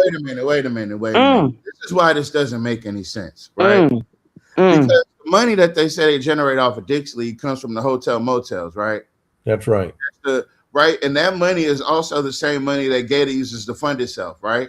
Yes, that's right. All right, so Gator just gives over the money that it uses to fund itself from the Dixie League. What is this? Yeah, and that's not economic development. It sure ain't. No, it's not. It sounds like a bank transaction. It's a loan company. It's a one-time thing, you know. Yeah. Lick sound like it sound like a lick because Dixie League didn't do shit to earn that money. They really didn't. They brought in those people, but sometimes they might have been upside down because I'm pretty sure it worked on the same invoice rate or scale, whatever rules that they had for the city. And you know what? Dr. Keith Fox might have been brought on board the way he was brought on board because he knew how to work the system. Because that's all this seems to be. All the people that Jack has around him are all a part of this fleecing system where they're always coming up with new ways to fleece the citizens. And I feel like that's the reason he brought in Keith Fox. But I tell you what, y'all, how much is this left? All right. What we're going to do is we're going to come back tomorrow. We're going to cover these last 30 minutes because it is midnight, and we do not want to hold y'all hostage any longer because we've been going strong for 3.5 hours. But it is the gift that keeps on giving. It's the gift that keeps on taking. The hell it is. They keep on taking it. But I want to say that I appreciate all of the hard work and effort for the people that showed up today, that decided to speak out. And what we will do is we will continue this and cover these last 25 minutes tomorrow. or the last 20 minutes, because I know the last 5 minutes ain't nothing we need to be interested in. And yeah, we'll do that. We'll do that, guys. But I want to thank everybody. Good job. Thank you, Mr. Porter. Thank you, Miss the crew. Oh, Miss Salita B. Thank you, Brother Nat. Thank you to the chat. I appreciate you all. Yeah. That's what we'll do. We'll come back. We'll circle back around. And thank you all for being good people and good citizens and being a part of our community. This is what we was talking about. That's right. That's exactly what we were talking about all this time. And again, until you make Black people priority, you're going to always get what you get. All right. And we're tired of getting what we got. So let's try to get something different. You feel me? But Good night. And thank you to Ms. Bell, Ms. Finley, and Mr. Scott for speaking out, work. and also That's to right. Mr. White. Thank Yeah. for Right. speaking. Thank you. And we'll my brother, yeah, we'll just do this tomorrow. All right. So you guys go out there, do great. Listen to us. If you're listening to us and it's 7 a.m, call in now. We have prizes available for you. Man. You think you miss Cleo or somebody? No. Call. I mean, if you're listening to this at 7 a.m, call the number at the bottom of the screen, and request your favorite song. We'll be right here to play it on 75.9 The Box. Don't get lost in the box, y'all. All right. You stupid. Good morning. Good night.